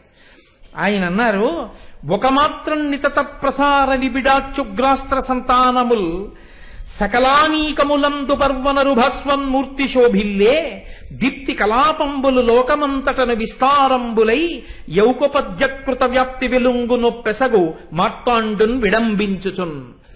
సూర్యభగవానుడు ఇలా బాలసూర్యుడు ఉదయించడం మొదలు పెట్టగానే ఇక్కడే పడ్డాయి కిరణాలు, ఇక్కడే పడ్డాయి కిరణాలు అనడానికి కుదురుతుందా? ఏకకాలంలో సూర్యబింబం నుంచి బయలుదేరినటువంటి కిరణాలు లోకమంతటా అన్ని జీవుల మీద, నీళ్ల మీద, గడ్డి మీద, పశువుల మీద, మనుషుల మీద, ఇళ్ల మీద, చెట్ల మీద, పర్వతాల మీద, నేల మీద విడిచిపెట్టకుండా ఒక బింబంలోంచి కిరణాలన్నీ వచ్చి ఎలా పడిపోతాయో రథంలో నిలబడినటువంటి అర్జునుడి వింటి కోపు నుంచి బాణ పరంపర వచ్చి విడిచిపెట్టకుండా పడిపోయింది అందరి మీద. పడిపోయినటువంటి ఉత్తర క్షణంలో అంతే కాకావికలైపోయింది సైన్యం అంతా. ఎక్కడ చూసినా అరుపులు, కేకలు, బొబ్బలు, పడిపోతున్న వాళ్ళు కన్ను మూసి కన్ను తెరిచే లోపల నెత్తుటి ఏరులు. అప్పటి వరకు ఇలా నిలబడినటువంటి గుర్రాలు నేల మీద పడిపోయి శరణాగతి చేస్తున్నాయా అన్నట్టుగా పడిపోతున్నాయి. అల్లకల్లోలమైపోయినటువంటి సైన్యం తేరుకుని ద్రోణుడు రచించినటువంటి వ్యూహం ప్రకారం నిలబడి యుద్ధం చేస్తే దుర్యోధనుడికి రక్షణగా పావువంతు సైన్యం ఉంది. చతురంగ బలాలలో సగం సైన్యం భీష్మద్రోణాదుల దగ్గర ఉంది, మధ్యలో పావువంతు సైన్యం ఉంది. ఎక్కడెక్కడ ఎంత సైన్యం ఉందో అక్కడక్కడంత సైన్యము నిలబడిపోయి యుద్ధం చేస్తే తెలుస్తుంది ప్రతివీరులకి, మన దగ్గర ఇక్కడ ఇంత సైన్యం ఉంది, ఇక్కడి నుంచి కొడితే అతనికి తేలిగ్గా కొట్టచ్చని. ఇది తెలియకుండా వ్యూహాన్నంతటినీ చిన్నాభిన్నం చెయ్యాలనుకున్నాడు. ఇన్ని లక్షల బాణాలు ఏకకాలమునందు ప్రయోగం చేసి వాళ్ళు సర్దుకునే లోపలే రథాన్ని అపారమైన వేగంతో యుద్ధభూమిలో ఇటువైపు నుంచి అటువైపుకు పరిగెత్తించాడు. ఎవరి మీదకి వచ్చి పడిపోతోందో రథం, ఎవరి మీద బాణాలు వేసేస్తాడో అన్న భయంతో మొత్తం సైన్యం అంతా రెండు కింద చీలిపోయింది. ఇలాగా నది ప్రవహిస్తే చీలిపోయినట్టు. ఇప్పుడు రెండు కింద చీలినటువంటి సైన్యం ముందు ద్రోణాచార్యుడు పెట్టినట్టు పావు అరా కింద లేదు, రెండు కింద చీలింది, అంటే వ్యూహం బద్దలైపోయింది. ఇప్పుడు అలా తిరిగి వచ్చేసి మళ్ళీ ఇలా వచ్చాడు, ఇలా మళ్ళీ అతివేగంతో వచ్చేటప్పటికి ఇలా అయింది, మళ్ళీ ఇలా అయింది, అంటే 4 ముక్కలు అయిపోయింది. ఇప్పుడు ఈ మూల నుంచి ఆ మూలకి, అలా వెళ్ళి ఆ మూల నుంచి ఈ మూలకి, మళ్ళీ ఈ మూల నుంచి ఈ మూలకి తిరిగాడు. ఇన్ని మూలల రథం తిరిగేసి టంకారం చేస్తూ దేవదత్తం మోగిస్తూ వింటినారి నుంచి అంత వేగంతో వెడుతూనే బాణప్రయోగం చేసేసేటప్పటికీ ముక్కలైపోయింది సైన్యం అంతా. ఎక్కడ ఎవడున్నాడో, ఎవడి పక్కన ఎవడున్నాడో, ఎవడి పక్కన ఎన్ని రథాలున్నాయో, ఎవడి పక్కన ఎవడు నించున్నాడో ఎవ్వడికి తెలియదు. చెల్లా చెదరైపోయింది సైన్యం అంతా. ఇప్పుడు పట్ట ఆయన చేతిలో ఉంది తప్ప యుద్ధం చేస్తున్న వాళ్ళ చేతిలో లేదు. ఎవరి దగ్గర ఎవరున్నారో తెలియదు. కాకావికలైపోయింది సైన్యం అంతా. ఇప్పుడు తను ఆక్రమించడం తేలిక. అంటే ఎంత బుద్ధి వైభవం ఉన్నవాడో, ఎంత వేగంగా రథం నడుస్తున్నా సరే అంత వేగంగా నడుస్తున్న రథంలో నిలబడి అన్ని లక్షల బాణములను ప్రయోగించగలడో, ఎంతటి విలుకాడో, ఎంతటి పరాక్రమవంతుడో, ఎంతటి తేజోమూర్తియో మీరు ఆలోచించాలి. అర్జునుడంటే సామాన్యుడు కాడు. ఇంతటి మహావీరుడు నిజంగా ఎదురుగుండా వచ్చి నిలబడే ముందు తన గురించి తాను ఎన్ని డాంబికాలైనా పలకచ్చు. ఇతరుల గురించి అంత గొప్పగా మాట్లాడాడు తప్ప ఒక్క మాట తక్కువ చేసి మాత్రం తాను పలకలేదు. ఇప్పుడు ఇంత దూరం ఇలా వచ్చి ఆయన బాణప్రయోగం చేస్తుంటే ఆ మండలాకారంగా పెట్టినటువంటి ధనస్సు నుంచి వినిర్ముక్తమైనటువంటి బాణ పరంపర చేత కొట్టబడి అప్పటి వరకు ప్రశాంతంగా ఉన్నటువంటి యుద్ధభూమి ఎంత గొప్పగా యుద్ధం చేశాడో మీకు చెప్పడానికి మహానుభావుడు తిక్కన గారు యుద్ధ భూమిలో ఉన్న వాతావరణాన్ని ఒక్కసారి ప్రత్యక్ష ప్రసారం చేశారు చూడ్డానికి. అందరి పెద్ద పెద్ద యోధుల యొక్క రథాల మీద ఉండేటటువంటి ఛత్రములంటే గొడుగులన్నీ కూడా ఆకాశంలో బెలూన్లు ఎగిరినట్టు ఎగురుతున్నాయి. వాటి పక్కన ధ్వజాలు అంటే జెండాలన్నీ కూడా ఎగిరి కింద పడిపోతున్నాయి. ఏనుగుల మీదకి వేసినటువంటి బాణాలు కుంభస్థలంలోంచి తోకల వరకు వెళ్ళిపోతే నిప్పులు కక్కుతున్నాయా అన్నట్టుగా నిత్తుటి వరదల్లో పెద్దగా తొండములెత్తి ఘీంకారం చేస్తూ ఇన్ని ఏనుగులు పిచ్చెక్కిపోయి ఆ కుంభస్థలంలో దిగిపోయిన బాణానికి పైన తను మోస్తున్న వీరుడని కూడా చూడకుండా సకిలించి తన సైన్యాన్ని తానే తొక్కేస్తూ విచ్చలవిడిగా పరిగెడుతూ నేల కూలిపోతున్నాయిట. 5 4 6 పోంసబడినటువంటి గుర్రములు తమ యొక్క ఊరు భాగములు గుండెలు బాణపు దెబ్బలు తిని ముందుకి దౌడు తీయలేక నేల మీద పెద్ద పెద్ద సకిలింపులతో పడిపోయి దవడలు నేలకేసి కొట్టుకుంటే అర్జున మా లోపల రథంలో కూర్చున్న వాడికి బుద్ధి లేక యుద్ధానికి వచ్చాడు, విడిచిపెట్టవయా అని చెప్పి శరణాగతి చేస్తున్నాయా అన్నట్టుగా ఉన్నాయిట. ఇన్ని గుర్రములు నేలబడిపోయి ఉన్నాయిట, ఇన్ని ఏనుగులు నేలబడిపోయాయిట.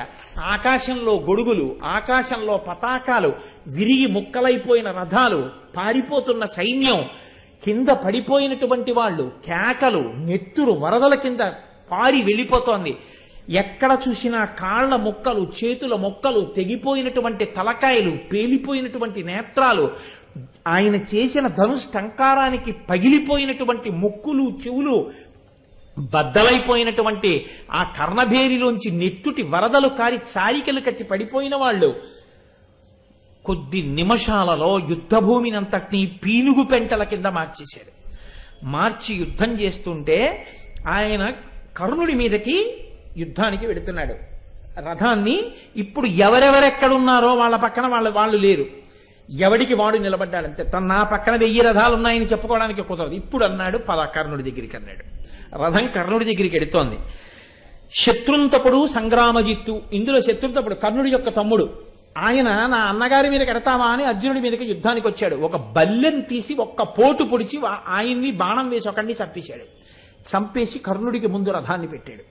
పెట్టి కర్ణుడితో అంటున్నాడు, సభల పలుకుదీవు సరిలేరు నాకని ఇది రణంబు వచ్చే ఎల్లవారి కరుగవచ్చు దీన బెరచోట రజ్జైనా ఇట్లు పూరగింపు నగుని ఇచట.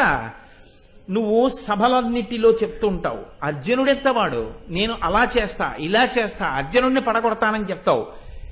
అక్కడ మాట్లాడుతుంటావు, ఇక్కడ మాట్లాడడానికి కుదరదు, చేతలలో చూపించు. నువ్వో నేనో ఎవరు మనిద్దరిలో శౌర్యం కలిగిన వాడో తేలిపోయే రోజు వచ్చింది. నీకు ధైర్యం ఉంటే నిలబడి నాతో యుద్ధం చెయ్యి అని. నువ్వు ఇవాళ ఏ ఫలితాన్ని అనుభవించబోతున్నావో తెలుసా? పలుకవచ్చుగాక పలికిన ఎట్టుల చెయ్యవచ్చు నిట్లు దాయా. దాయా అంటే ఓ శత్రువా అని. ఎందుబోయేదట్లు ద్రుపదపుత్రిక బరు పంపగాంచి తగిన ఫలమున కందుగాక. ఆనాడు ద్రౌపదీదేవి కురుసభలోకి వస్తే బంధకి పంచభర్తృక జుత్తు పట్టి ఈడ్చుకు రమ్మని చెప్పావు కదా. ఆవిడికి చీర విప్పుతుంటే పకపక పకపక నవ్వావు కదా. దుర్యోధనుడితోటి 5గురికి భార్య, నీకు కూడా భార్య అయితే తప్పేమిటి, పిలిచి తొడ మీద కూర్చోబెట్టుకొని చెప్పావు కదా. నువ్వన్న మాటలకి కదా దుర్యోధనుడు తొడలు చూపించాడు. నువ్వన్న మాటలు, నువ్వు చేసిన చేష్టితములు, ద్రౌపది పడిన బాధ ఉత్తినే పోతుందనుకుంటున్నావా? పరిగెత్తిస్తా యుద్ధభూమిలో చూడు ఇప్పుడు అన్నాడు. అంటే కర్ణుడు అన్నాడు, సమయంబు నడిపినను రాజ్యము భాగం వీరే ఎట్లునను ఆశ అరణ్యమున నివసించితివిగాక నిజమునకు నీ యందు ధైర్య సారము కలదే. ఏదో 12 ఏళ్ల అరణ్యవాసం, 1 సంవత్సరం అజ్ఞాతవాసం కౌరవులు చెప్పినట్టుగా అక్కడ ఉండి తిరిగి వస్తే ఏదో మనకు కొంచెం రాజ్యం ఇస్తారన్న ఆశతో అరణ్యవాసం అజ్ఞాతవాసం చేశావు గాని నిజంగా నువ్వు అంత పెద్ద యుద్ధం చేయగలవా? నీకంత ధైర్యం ఉందా? మునినీవ చటన చట చేసిన బంటుతనంబులెల్ల చెప్పక విందున్ కనిన కదా నమ్ముదు అని అనుమానము నాకు నీ భయస్థితి కనుటన్. ఓ చాలా గొప్పవాడివి, అది చేసావు ఇది చేసావు, తపస్సు చేసావు, అస్త్రం పొందావు శస్త్రం పొందావు అని ఏదో చెప్తుంటారు అందరూ. కానీ లోకులు ఏదో మాట్లాడడం కాదు, నిజంగా నువ్వంత శౌర్యం ఉన్నవాడివేమో ఇవాళ యుద్ధంలో తేలాలి. కానీ నిన్ను చూస్తే నాకు అలా అనిపించట్లేదు. అంత తేజస్సు ఎక్కడుంది నీ దగ్గర? అంటే అంటే ఇంతకన్నా అన్యాయపు మాట ఇంకోటి లేదు. లోకమంతటికీ కనపడింది తేజస్సు, కర్ణుడికి కనపడలేదంటే తప్పు కర్ణుడిగా అర్జునుడిగా? అంటే ఎంత అర్థం పర్థం లేని మాటలు మాట్లాడతాడో చూడండి. కర్ణుడు అర్జునుడు యుద్ధాన్ని ప్రారంభం చేశారు. గరుడ పక్షి పాముల యొక్క సమూహం, పుట్టలోంచి బోలెడన్ని పాములు ఓ చోట చుట్ట చుట్టుకుని పడుకుని ఉన్నాయనుకోండి, ఆ పాముల మీదకి గరుడ పక్షే వస్తే ఎలా వచ్చి ఆక్రమిస్తుందో రెక్కలతో, అంటే అటు ఇటు వెళ్ళడానికి వీలు లేకుండా ఇలా రెక్కల మధ్య పెట్టి ముక్కుతో కొట్టి తింటుంది. అలా ఏకకాలమునందు కర్ణుడి యొక్క రథాన్ని, కర్ణుడి యొక్క గుర్రాల్ని, కర్ణుడి యొక్క సారథిని, కర్ణుడి యొక్క పతాకాన్ని, కర్ణుణ్ణి కూడా తన బాణ పరంపరల చేత కప్పేశాడు. కప్పేసి బాణ పంజరం మధ్యలో నిలబడిపోయేటట్టుగా చేశాడు. కర్ణుడెంతటి వాడంటే ఇంతటి బాణ పరంపరని బదలగొట్టి తన యొక్క బాణ పరంపర చేత అర్జునుడి రథాన్నంతటి కప్పేశాడు. చిత్రం ఏమిటంటే, కర్ణుడు తన బాణ పరంపర చేత అర్జునుడి రథాన్ని కప్పేస్తే కౌరవ వీరులందరూ భేరీలు మోగిస్తున్నారు, జయనిర్ధానాలు చేస్తున్నారు, అరుస్తున్నారు. అర్జునుడు కర్ణుణ్ణి కప్పేస్తే డీలా పడిపోయి నీరసపడిపోతున్నారు. అంటే ఎవరిది గెలుపో ఎవరిది ఓటమో తెలియదు. వాళ్ళందరూ ఇలా చేస్తూ ఇంకా ఊరుకున్నారంటే ఏమైనట్టు? అంటే వాళ్ళు యుద్ధం మానేశారు. ఎందుకు మానేశారు? ఎందుకు చేయరు? అంటే చూడ్డానికి అలా ఉంది ఆ యుద్ధం, అంత గొప్పగా ఉంది. ఏమి యుద్ధం అని అందరూ యుద్ధం మానేసి చూస్తున్నారు కర్ణార్జునుల యొక్క యుద్ధాన్ని. చూశాడు. చూసి ఏకకాలమునందు బాణప్రయోగం చేసి కర్ణుడి యొక్క రథాన్ని, సారథిని, గుర్రాల్ని, పతాకాన్ని అన్నిటినీ పడగొట్టాడు. ఒక్క దూకు దూకి కర్ణుడు భూమి మీద నిలబడ్డాడు. నిలబడగానే అప్పుడు ఆ కర్ణుడితోటి యుద్ధం చేస్తూ శిరము, లలాటంబును, గంధరమును, బాహువులు, ఉరము, దందరివ్రయ్యన్ గిరిపై పిడుగులు దొరగడు వరుసన ధృతదీప్త శాత భల్లములేశన్. నిలబడినటువంటి ఆ కర్ణుడి మీదకి, తల మీదకి, నుదురు మీదకి, కంఠం మీదకి, గుండెల మీదకి, భుజాల మీదకి, పొట్ట మీదకి ఒక్కసారి ఆ బల్యాలన్నింటినీ కూడా రథంలోంచి తీసి కను తెరిచి కను మూసే లోపల బల్యముల యొక్క పరంపరని విసిరిచాడు.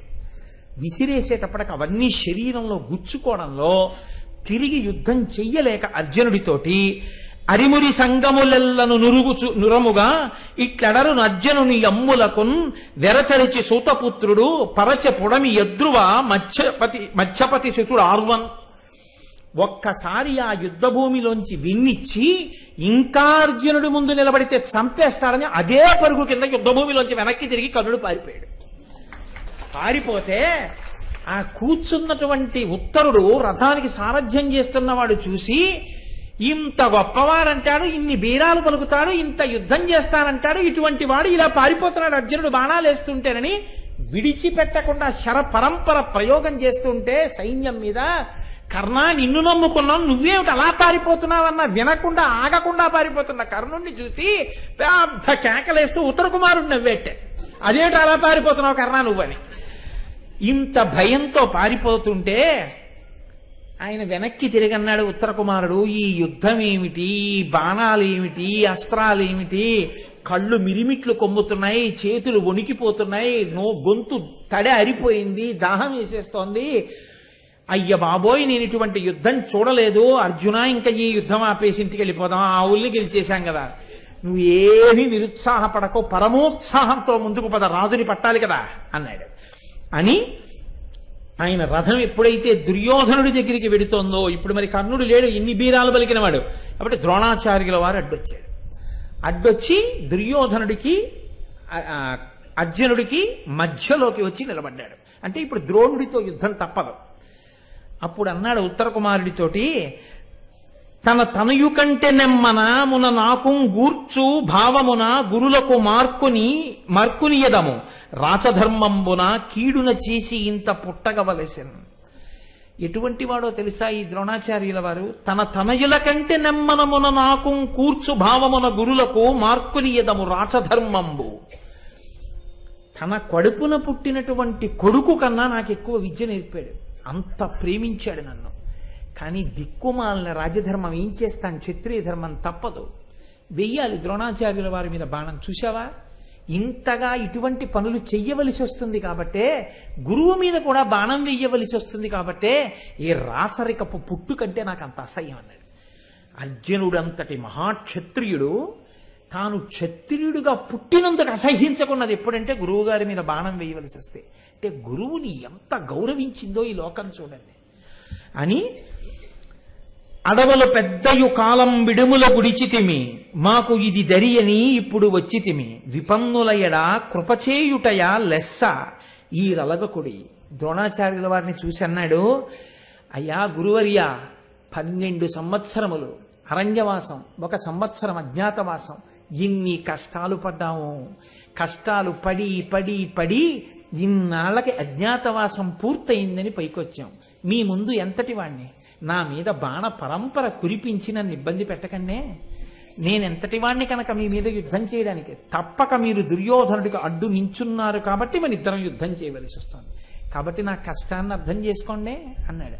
అంటే నిజంగా ద్రోణునితో పోరాడలేనివాడు కాడు, పిరికితనం ఉన్నవాడు కాడు. కానీ గురువుగారితో ఎంత మర్యాదగా మాట్లాడాడో, తాను గురువుగారి ముందు ఎంత చిన్నవాణ్ణని చెప్పుకున్నాడో చూడండి.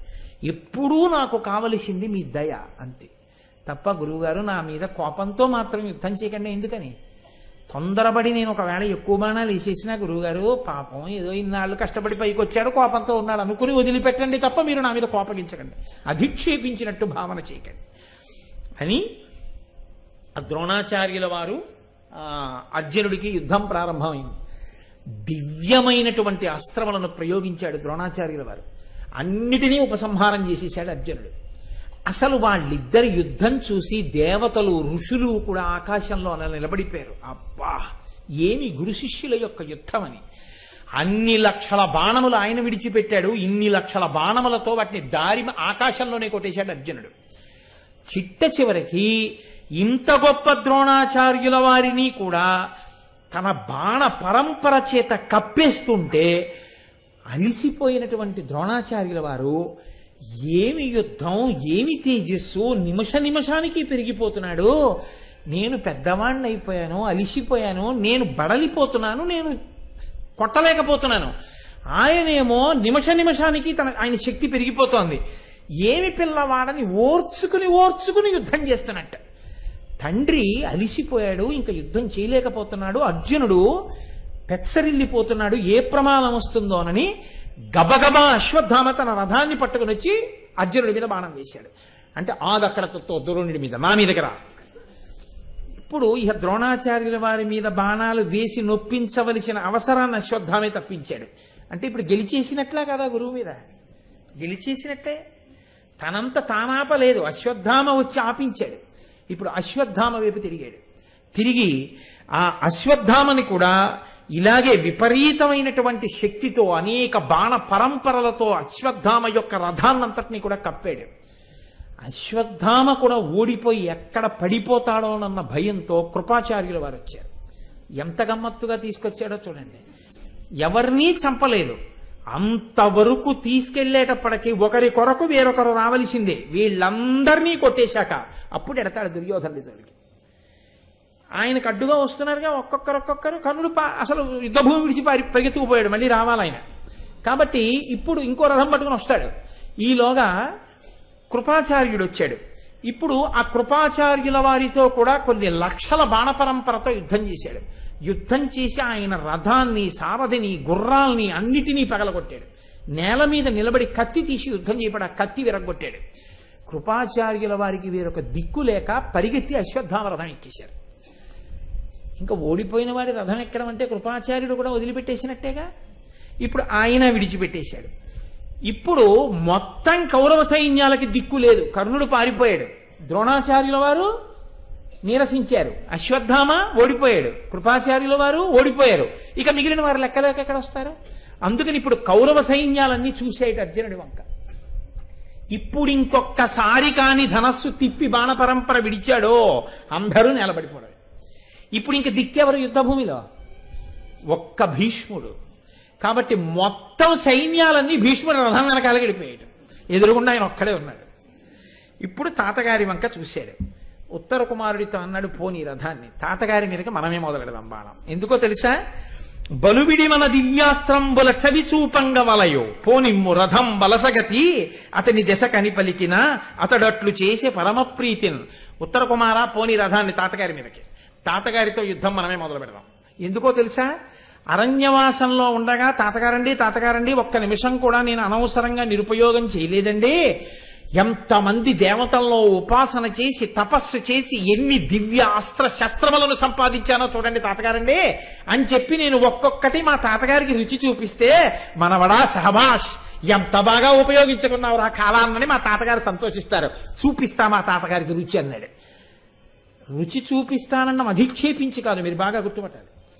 ఇది ఎలా ఉంటుందంటే, తాతగారు పెద్దవారైపోయారు, పెద్దవారైపోయినటువంటి తాతగారి దగ్గరికి వచ్చి, కానీ తాతగారు బాగా చదువుకున్నవారు. మా తాతగారు 1973లోనే ఖర్గపూర్ ఐఐటిలో ఎంటెక్ చేశారండి అంటే ఎలా ఉంటుంది? అటువంటి తాతగారు 1973 అంటే 1958లో ఖర్గపూర్ ఐఐటిలో మా తాతగారు ఎంటెక్ చేశారండి అన్నారు అనుకోండి, ఆ తాతగారికి చూపించాలి నీకు ఇంజనీరింగ్లో డిస్టింక్షన్స్ ఏమైనా ఉంటే. ఆయన ఎంతటి అనుభవజ్ఞుడు, ఆ తర్వాత ఎప్పుడో పెద్ద ఇంజనీరింగ్ చీఫ్ చేసినటువంటి వాడు, ఎంత అనుభవజ్ఞుడు. పిల్లవాడు మనవడు పరిగెత్తుకుంటూ వచ్చే తాతగారండి ఇదిగో నేను తీసుకున్నటువంటి పిహెచ్డీలు, తాతగారండి ఇదిగో నేను ఫలానా చోట డెలివరీ చేసినటువంటి లెక్చర్స్, తాతగారండి ఇదిగో నాకు వచ్చినటువంటి కమెండేషన్స్ అని ఒక్కొక్కటి చూపిస్తుంటే, తాతగారికి నాకు వచ్చినవన్నీ రుచి చూపిస్తానమ్మా అంటే తాతగారు దాన్ని చూసి సంతోషించి అభినందించగలడు కదా. అంతేగాని ఇప్పుడు తాతగారిని ఏమైనా అధిక్షేపించినట్ట కాదు, చూసి దాని గొప్పతనాన్ని తెలుసుకుని ఓహో చాలా గొప్పవి సంపాదించావు రోయ్ అని మురిసిపోయే తాతగారు. అందుకని ఒక్కొక్కటి మా తాతగారికి రుచి చూపిస్తాను పద అన్నాడు అని తన దగ్గర ఉన్నటువంటి అస్త్రములను తీసి ప్రయోగం మొదలుపెట్టాడు. మొదలు పెడితే భీష్ముడు తక్కువడా, ఆయన వాటిని ఉపసంహారం చేశాడు. ఆయన ప్రయోగిస్తున్నాడు, ఈయన ఉపసంహారం చేస్తున్నాడు. ఆయన కొడుతున్నాడు, ఈయన కొడుతున్నాడు. ఆఖరికి అర్జునుడి యొక్క వక్షస్థలంలోకి గురి చూసి బాణములను గుచ్చాడు. ఈయన తక్కువ తిన్నాడా? రథచకు కాపలాగా ఉన్నటువంటి వాళ్ళని కూల్చి భీష్మాచార్యుల వారి యొక్క ధనస్సు విరగ్గొట్టి భీష్ముడి యొక్క భుజంలో ఒక బాణం వెళ్లి లోతుగా గుచ్చుకునేటట్టు వేశాడు. ఆ బాణపు దెబ్బకి తొట్టుబడి నిలబడలేక ఒక్కసారి తూలి రథం యొక్క నొసలు పట్టుకుని నిలబడ్డాడు భీష్మాచార్యుల వారు. చాలు, తాతగారు కూడా అంత కదిలిపోయారు, తూలి పడిపోయారు. అంతకన్నా ఇంకా తాతగారి జోలికి వెళ్ళకూడదు కదా, అది యుద్ధ మర్యాద. తాతగారు తూలి పడిపోయారు అంతే. అంతా అటువంటి క్షాత్రధర్మం చూపించాను అని ఆ భీష్ముడు ఎప్పుడైతే భీష్మాచార్యుల వారంతటి వారు డస్సిపోయారో, ఆయన బాణాన్ని పైకి తీసి మళ్లీ వేరొక ధనస్సు పట్టుకుని బాణాన్ని సంధించి వేసే లోపల ఊరుకోడు అర్జునుడు. శరపరంపర గుప్పించేస్తాడు. అందుకని సారథి భీష్ముడి రథాన్ని యుద్ధభూమిలోంచి పక్కకి తీసుకెళ్ళిపోయాడు. మీకు నేను ప్రారంభంలోనే చెప్పా, సారథికి అధికారం ఉంటుంది రథాన్ని తప్పించచ్చని. అంటే ఇప్పుడు భీష్ముడు కూడా నిగ్రహింపబడ్డాడు, పక్కకి వెళ్ళిపోయింది భీష్మరథం. ఇప్పుడు ఇంకా ఎదురుగుండా దొరికేటటువంటి వాడు ఎవరుంటాడు? ఎదురుగుండా దొరికాడు దుర్యోధనుడు. కాబట్టి అన్నాడు, లోకంబుతోడి వారుక మీకుంజనునయ్యా మగటిమి గురి కాదే నాకెడరైన ఎడందగు చేకొని ఎది మీరు చక్క చేయుట ఎరయం. ఎందుచేతనాలి ఈ మాటలు అంటే, అప్పటికి భీష్ముడి మీద ఆశ పెట్టుకుని ఉంది కౌరవ సైన్యం. ఆశ పెట్టుకుని ఉన్నటువంటి ఆ భీష్ముడు కూడా సారథి చేత పక్కకి తీసుకుని వెళ్ళిపోబడ్డాడు. అది కొంతవరకు దుర్యోధనుడికి పాఠం చెప్పాలని. ద్రోణుడు ఆక్రమింపబడ్డాడు, అశ్వత్థామ నిగ్రహింపబడ్డాడు, కృపాచార్యుడు ఎప్పుడో ఆయన చేత నిలువరింపబడ్డాడు. కాబట్టి ఇప్పుడు వీళ్ళెవ్వరూ కూడా ఆయనతో మళ్లీ తిరిగి యుద్ధానికి వెళ్ళడానికి సిద్ధంగా లేరు. భీష్ముడి రథం ఎప్పుడైతే సారథి తిప్పేసి తీసుకెళ్లిపోతున్నాడో, ద్రోణుడు తిప్పి తీసుకెళ్లిపోవడం మొదలెట్టాడు. అశ్వత్థామ వెళ్ళిపోతున్నాడు, కృపాచార్యుడు వెళ్ళిపోతున్నాడు. ఇప్పుడు ఎవరు లేరు యుద్ధభూమిలో, యోధులందరూ వెళ్ళిపోతున్నారు. ఎదురుగుంటా దొరికినవాడు ఎవరు? ఒక్కడే రాజు. ఇక బతుకుతాడని నమ్మకమా మీకు దుర్యోధనుడు? ఇప్పుడు కర్ణుడు మళ్లీ పరిగెత్తుకొచ్చి రథం ఎక్కి నేనున్నాను కదా అంటలేదు, వెళ్ళిపోతున్నటువంటి భీష్మద్రోణుల వంక చూసన్నాడు, కూడుముట్టె క్రీడి కురువంశమునకెల్ల మూలకందమీ నృపాలుడు ఇతని ఇచట కాచికొనుట ఎల్ల పౌరుషములు చేత నిలిచి లావు చేయవలయో. అయ్యో అయ్యో అయ్యో, అదేంటి మీ అందరు అలా వెళ్ళిపోతున్నారు? మనకందరికీ కౌరవుల వైపు మిగిలినటువంటి ఏకైక దిక్కు ఈ దుర్యోధనుడు. మీ అందరూ వెళ్ళిపోతే ఎగరేసుకుపోతాడు అర్జునుడిని. కాబట్టి అందరూ రండి, మనందరం కలిసి రాజును రక్షించుకుందాం అన్నాడు. ఏమన్నాడు యుద్ధం మొదట్లో? మీ అందరూ నిలబడి చూడండి, చేత కాకపోతే పశువుల వెంట వెళ్ళిపోండి, నేను చాలదా అన్నాడు. పారిపోయి వచ్చి ఇప్పుడు అంటున్నాడు, మీ అందరూ వెళ్ళిపోతే ఎలా, రండి రండి అన్నాడు. వాళ్ళు వెనక్కి తిరిగి చూశారు. అశ్వత్థామ మాత్రం చొరకేశాడు, నీకు మేమెందుకు, శకుని తెచ్చుకో, నీకు పనికొస్తాడన్నాడు అని. అందరూ వెళ్ళిపోతున్నారు యుద్ధభూమిలోంచి. వెళ్ళిపోతుంటే దుర్యోధనుడు చూశాడు, వచ్చేస్తున్నాడు అర్జునుడు ఒక పక్క నుంచి. ఏం యుద్ధం చేస్తాడు అర్జునుడితోటి? నేను వెనక్కి తిరిగి చూసి అన్నాడు వాళ్ళతోటి, లోకంబుతోడి వారుగా మీకుంజనునయ్యా, లోకంలో ఉండే సామాన్యులతో మిమ్మల్ని కూడా కట్టడం తగుతుందా? ఇప్పుడు వచ్చింది బుద్ధి. మగటిమికిన్ కూరిగాదే నాకెడరైన ఎడందగజే కొనియది మీరు చక్క చేయుట ఎరయన్. నాకింత ఆపదొచ్చి ఎదురుగుండా పార్థుడు వచ్చి నన్ను నిగ్రహించడానికి ప్రయత్నిస్తుంటే మీరు అలా వెళ్ళిపోవడం తగునా? మీ అందరూ వచ్చి నాకు బాసటగా నిలబడి నన్ను రక్షించద్దా అని అరిచాడు. అర్థమైందా ఇప్పుడు కర్ణుడిని ఎంత నమ్ముకోవచ్చో? కర్ణుడి మాటలు విని ద్రోణాచార్యుల వారిని యజ్ఞం చేసుకునే చోటకి వెళ్ళి అన్నాలు తినమని వెళ్ళి నేతన్నం తినమన్నావుగా, కృపాచార్యుడిని పొమ్మని కర్ణుడే అంటే మిన్నకున్నావుగా, అశ్వత్థామని నువ్వెంతటి వాడు పశువుల వెంట పొమ్మంటే ఊరుకున్నావుగా. ఇప్పుడు మేమందరం పోతుంటే పిలుస్తానే, కర్ణుడి పిలిస్తే. కర్ణుడి మాట నమ్ముకుని యుద్ధానికి ఎడితే నీ బతుకు ఎలా ఉంటుందో నీకు అర్థమైందా? నోటితో చెప్పారా, ప్రవర్తనతో చెప్పారా? పెద్దల జోలికి వెడితే వచ్చే ప్రారంధం అలా ఉంటుంది. కానీ మీతోనే మనవి చేశానుగా, కర్తవ్యం. కాబట్టి మళ్ళీ తిరిగి వచ్చారు. తిరిగొచ్చి ఆయనకి అడ్డుపడదామనుకునే లోపలే దగ్గరికి వచ్చేస్తున్నటువంటి అర్జునుడిని చూసి దుర్యోధనుడు కూడా పారిపోవడం మొదలెట్టాడు. వాళ్ళు దగ్గరికి వచ్చే లోపల ఆయన రాకుండా ఉండద్దు అందుకని.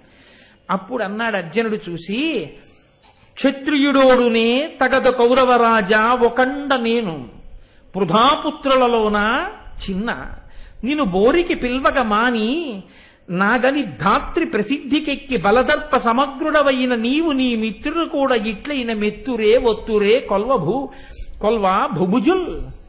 ఏమయ్యా దుర్యోధన అలా పారిపోతున్నావు బాణాలేస్తుంటే? క్షత్రియుడోడునే, క్షత్రియుడు అన్నవాడు ఇలా పారిపోవచ్చా యుద్ధభూమిలోంచి? తగదు కౌరవరాజా, ఓ కౌరవరాజా అలా పారిపోకూడదు యుద్ధభూమిలోంచి. పృథాపుత్రులలోన చిన్నవాడా, నేను కుంతీదేవి యొక్క సంతానంలో చిన్నవాణ్ణి. అంతే కదండి మరి, ధర్మరాజు భీముడు అర్జునుడు. కాబట్టి కుంతీదేవి పుత్రుల్లో నేను చిన్నవాణ్ణి, గాంధారీ పుత్రుల్లో నువ్వు పెద్దవాడివి. నీది పెద్దరికం, నాది చిన్నరికం. నా దగ్గర నువ్వు పారిపోతున్నావు, మరి డాంబికాలు అన్ని కొట్టావు. కాబట్టి అంటే ఏమిటి దాని ఉద్దేశం? కుంతీపుత్రులలో చిన్నవాడి ముందే నిలబడలేని ఓ పెద్దవాడా, మా పెద్ద ఆయనే వస్తే యుద్ధానికి నీ బతుకు ఎలా ఉంటుందో తెలుసా? ఇంకా ఇంతకన్నా చావడం వేరే ఉంటుందండి అని. నిన్ను బోరికి పిల్వక మాని నాగ నిద్ధాత్రి ప్రసిద్ధికెక్కి బలతత్వ సమగ్రుడవైన నీవు నీ మిత్రులు కూడా ఇట్లైన మెత్తురే, రా రా రా యుద్ధానికి రా అని పిలుస్తుంటే అలా పారిపోతున్నావు వెనక్కి తిరిగి. ఇంటికి వెళ్ళి ఏం చెప్తావు? నిన్ను నమ్ముకుని నీ మిత్రులందరూ నీ పక్కన చేరి అబ్బా మా దుర్యోధనుడు గొప్పవాడు అంటారు అనుకుంటున్నావా? ఇంత అలా పిరికితనంతో పారిపోతున్నావు. అన్న ఆగలేదు, అలా అదే పోకపోతున్నాడు.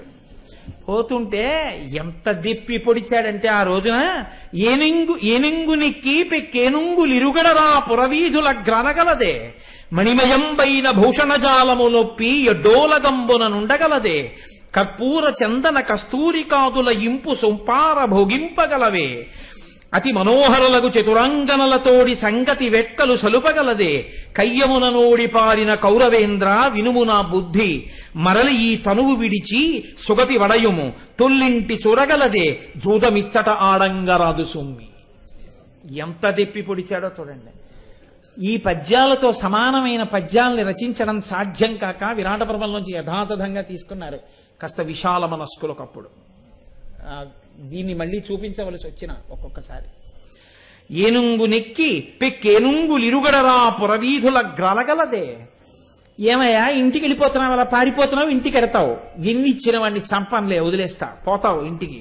పోయి రాజవీధిలో ఓ పెద్ద ఏనుగెక్కి నువ్వు వెడుతుంటే నీ పక్కన ఏనుగులు ఎడతాయి. సిగ్గేదు నీ బతుకు ఒక బతుక, నువ్వు రాజువా, నీకో ఏనుగా, దాని మీద నువ్వా, నీ పక్కన ఏనుగులా, ఏ పౌరుషం ఉందని రాజవీధుల్లో ఊరేగుతావు? మణిమయంబైన భూషణజాలము నొప్పి ఎడ్డోలగంబున నుండగలదే, పెద్ద పెద్ద మణిభూషణాలు భుజాలకు పెట్టుకుని సభామంటపంలోకి వెళ్ళి నేను రాజునని కూర్చుంటావా? ఆ భుజాలతో యుద్ధం చేయడం చేత కాక వాటికి మళ్ళీ మణిభూషణాలా? సభామంటపంలో రాజువా? అవి పెట్టుకుని వెళ్ళి కూర్చోడానికి నీకు సిగ్గుగా ఉండదు? కర్పూర చందన కస్తూరికాదుల ఇంపు సొంపార భోగింపగలవే.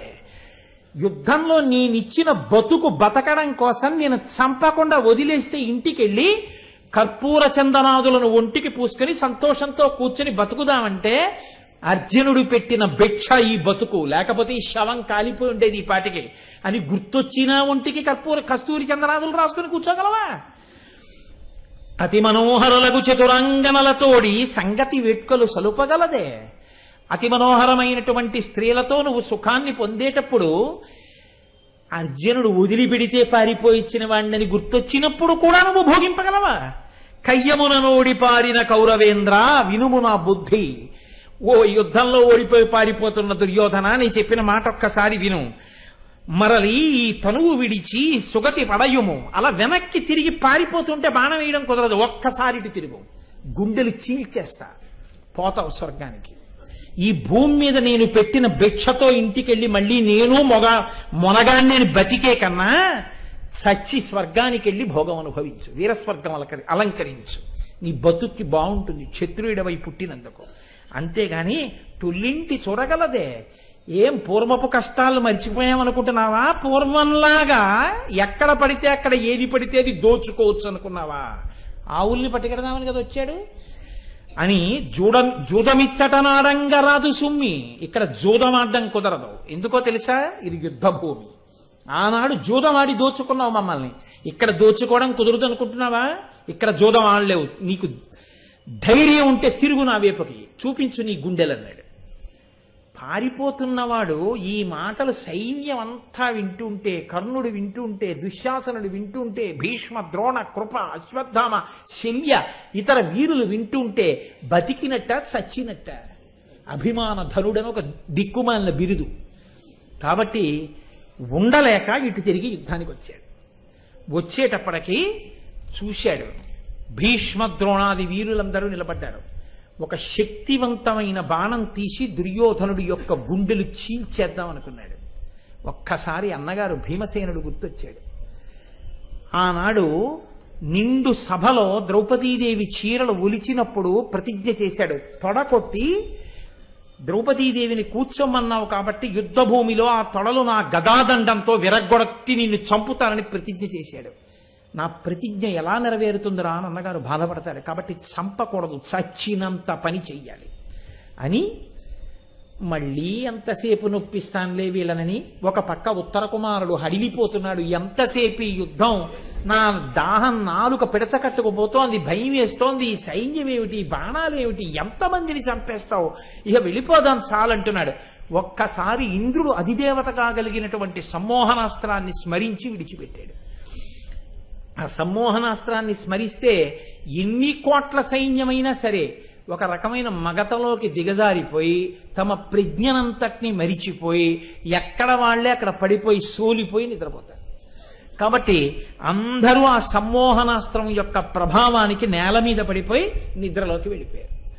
వెళ్ళిపోయిన తర్వాత ఉత్తర కుమారుడి వంక చూశాడు. అది ఆ స్థితిని మీరు గమనించాలి. నిజంగా ఒక్కసారి ఆ అస్త్రప్రయోగం జరిగేటప్పటికీ ఇన్ని లక్షల సైన్యం ఒరిగిపోయి పడుకుంటే, ఇంత కోలాహలం, ఇంత అరుపులు, ఇంత చప్పుడు, పడిపోయిన వాళ్ళ మూలుగులతో సహా ఆగిపోయి దక్షిణామూర్తి సభలా ఉంది, నిశ్శబ్దం. అది ఆయన యుద్ధం అంటే అలా ఉంటుంది. ఇప్పుడు ఉత్తర కుమారుణ్ణి పిలిచి అన్నాడు, నీకు బొమ్మ పొత్తికలు కావాలని ఆ రోజు ఉత్తర అడిగింది కదా, అదిగో పడిపోయిన కురువీరులు. ఎవరి బొమ్మ పొత్తి, పెద్ద పెద్ద వాళ్ళ యొక్క రంగురంగుల బొమ్మ పొత్తికలు ఉంటాయి. ద్రోణుడు ఒక రంగు కట్టుకుంటాడు, కర్ణుడు పచ్చ రంగు కట్టుకుంటాడు, దుర్యోధనుడు ఏదో నల్ల రంగు కట్టుకుంటాడు. ఈ రంగురంగులు కలిగినటువంటి ఆ తలపాగాల కుచ్చులు కోసి పట్రా, కానీ భీష్ముడి జోలికి మాత్రం వెళ్ళకు. ఆయన మీద ఈ అస్త్రం పని చెయ్యదు. తెలివితో ఉంటాడు, నిద్రపోయినట్టు ఉంటాడు, గమనిస్తూ ఉంటాడు, తెలుసుకుంటాడు. ఎందుకో తెలుసా? ఇద్దరికీ తెలుసు. అక్కడ ప్రజ్ఞాస్త్రము అని ఒకటి ఉంది. అది కానీ మళ్ళీ ప్రయోగం చేస్తే సమ్మోహనాస్త్రం పట్టుదిలేస్తుంది. ఆ ప్రజ్ఞాస్త్రం వెయ్యగలరు, ఇద్దరే వేయగలరు. ఒకడు భీష్ముడు, ఒకడు ద్రోణుడు. వాళ్ళు ఎందుకు వెయ్యలేదంటే ఒకసారి ఓడిపోయిన వారు ఇప్పుడు అర్జునుడి చేతిలో నిగ్రహింపబడ్డారు. మళ్ళీ నిగ్రహించాడు అనుకోండి, ఈసారి దుర్యోధనుడు వదలడు, రథం మీద పెట్టి తీసుకుపోతాడు. అందుకని ఆ స్థితి రాకూడదని ఊరుకున్నాడు భీష్ముడు. పైగా ధర్మపక్షపాతి. ఇప్పుడు భీష్ముడి జోలికి వెళ్ళకని చెప్పాడు. గబగబా వెళ్ళి ఉత్తర కుమారుడు ఆ పొత్తికలు ఆ తలపాగాలలో ఉన్న కుచ్చులు కోసుకుని వచ్చి రథం ఎక్కాడు. పద వెళ్ళిపోదాం, అయిపోయింది యుద్ధం, మన ఆవులన్నీ ఇంటికి వెళ్ళిపోయాయి, వీళ్ళందరూ పడిపోయి ఉన్నారు తెలివి లేక పడిపోయిన వారిని నేను కొట్టను, అది నాకున్నటువంటి నియమం, వెళ్ళిపోదాం పదన్నాడు. రథం తిరిగిపోయింది, విరాట నగరం వైపుకు వెళ్ళిపోతోంది. వెళ్ళిపోతుంటే ఇంతకు ముందు గోవుల్ని మళ్లించడం కోసం వచ్చినటువంటి కురు సైనికులు కొంతమంది ఇంకా వేగంగా వెళ్ళలేని వాళ్ళు అక్కడ కనబడ్డారు గుంపులుగా. అర్జునుడి రథం తిరిగి వస్తుంటే చూశారు వాళ్ళు. చూసి 2 చేతులు ఎత్తి నమస్కారం చేసి నేల మీద పడ్డారు. ఇప్పుడు మనం దొరికాం, మంది చంపేస్తాడేమో. ఒకసారి 2 చేతులు ఎత్తి నమస్కరించిన శరణాగతి చేసిన అర్జునుడు వాళ్ళ జ్యోతికి వెళ్ళాడు. చిరునవ్వుతో చెయ్యెత్తి పలకరించి రథంలో వెళ్ళిపోయాడు. అది ఆయన ధర్మం అంటే. వాళ్ళు పొంగిపోయారు, ఆహా ఏమి పార్థుడని. అలా వెళ్ళిపోయినటువంటి అర్జునుడి రథం వెళ్ళిపోతుండగా తెలివొచ్చింది దుర్యోధనుడికి మిగిలిన వాళ్ళకి. లేచి ఏడి అర్జునుడు అన్నాడు. భీష్ముడు లేచి అన్నాడు, అదృష్టం, కుత్తుకలు కోసేయి లేదు పడుండగా, లేచావు ఇంకా, పరమధర్మాత్ముడు కనుక వదిలిపెట్టి వెళ్ళిపోయాడు. ఇప్పటికైనా జరిగిన అవమానం చాలు, దుర్యోధన పద వెళ్ళిపోదాం హస్తినాపురానికి అన్నాడు. బాధగా తిరిగి వెడుతున్నాడు. ఊరుకోలేదు అర్జునుడు. లేచి మళ్లీ హస్తినాపురం వైపుకు వెళ్ళిపోతున్నటువంటి సైన్యాన్ని గాంధీవ టంకారం చేసి పిలిచాడు, వస్తారా యుద్ధానికి. మళ్ళీ దేవదత్తాన్ని పూరించాడు, ఏమైనా సత్తా ఉంటే రండి మళ్ళీ. అయినా వాళ్ళు వాళ్ళ గురించి కాదన్నట్టు వెళ్ళిపోతున్నారు వెనక్కి చూడకుండా.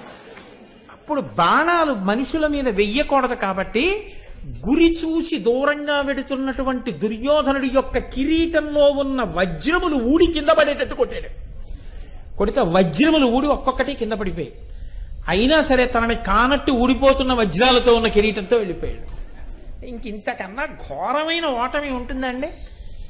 పదండి కుర్చీలు ఎత్తేయండి అన్నాడు ఇంద్రుడు మిగిలిన వాళ్ళని. ఎందుకంటే అయిపోయింది యుద్ధం, ఇంకెందుకు.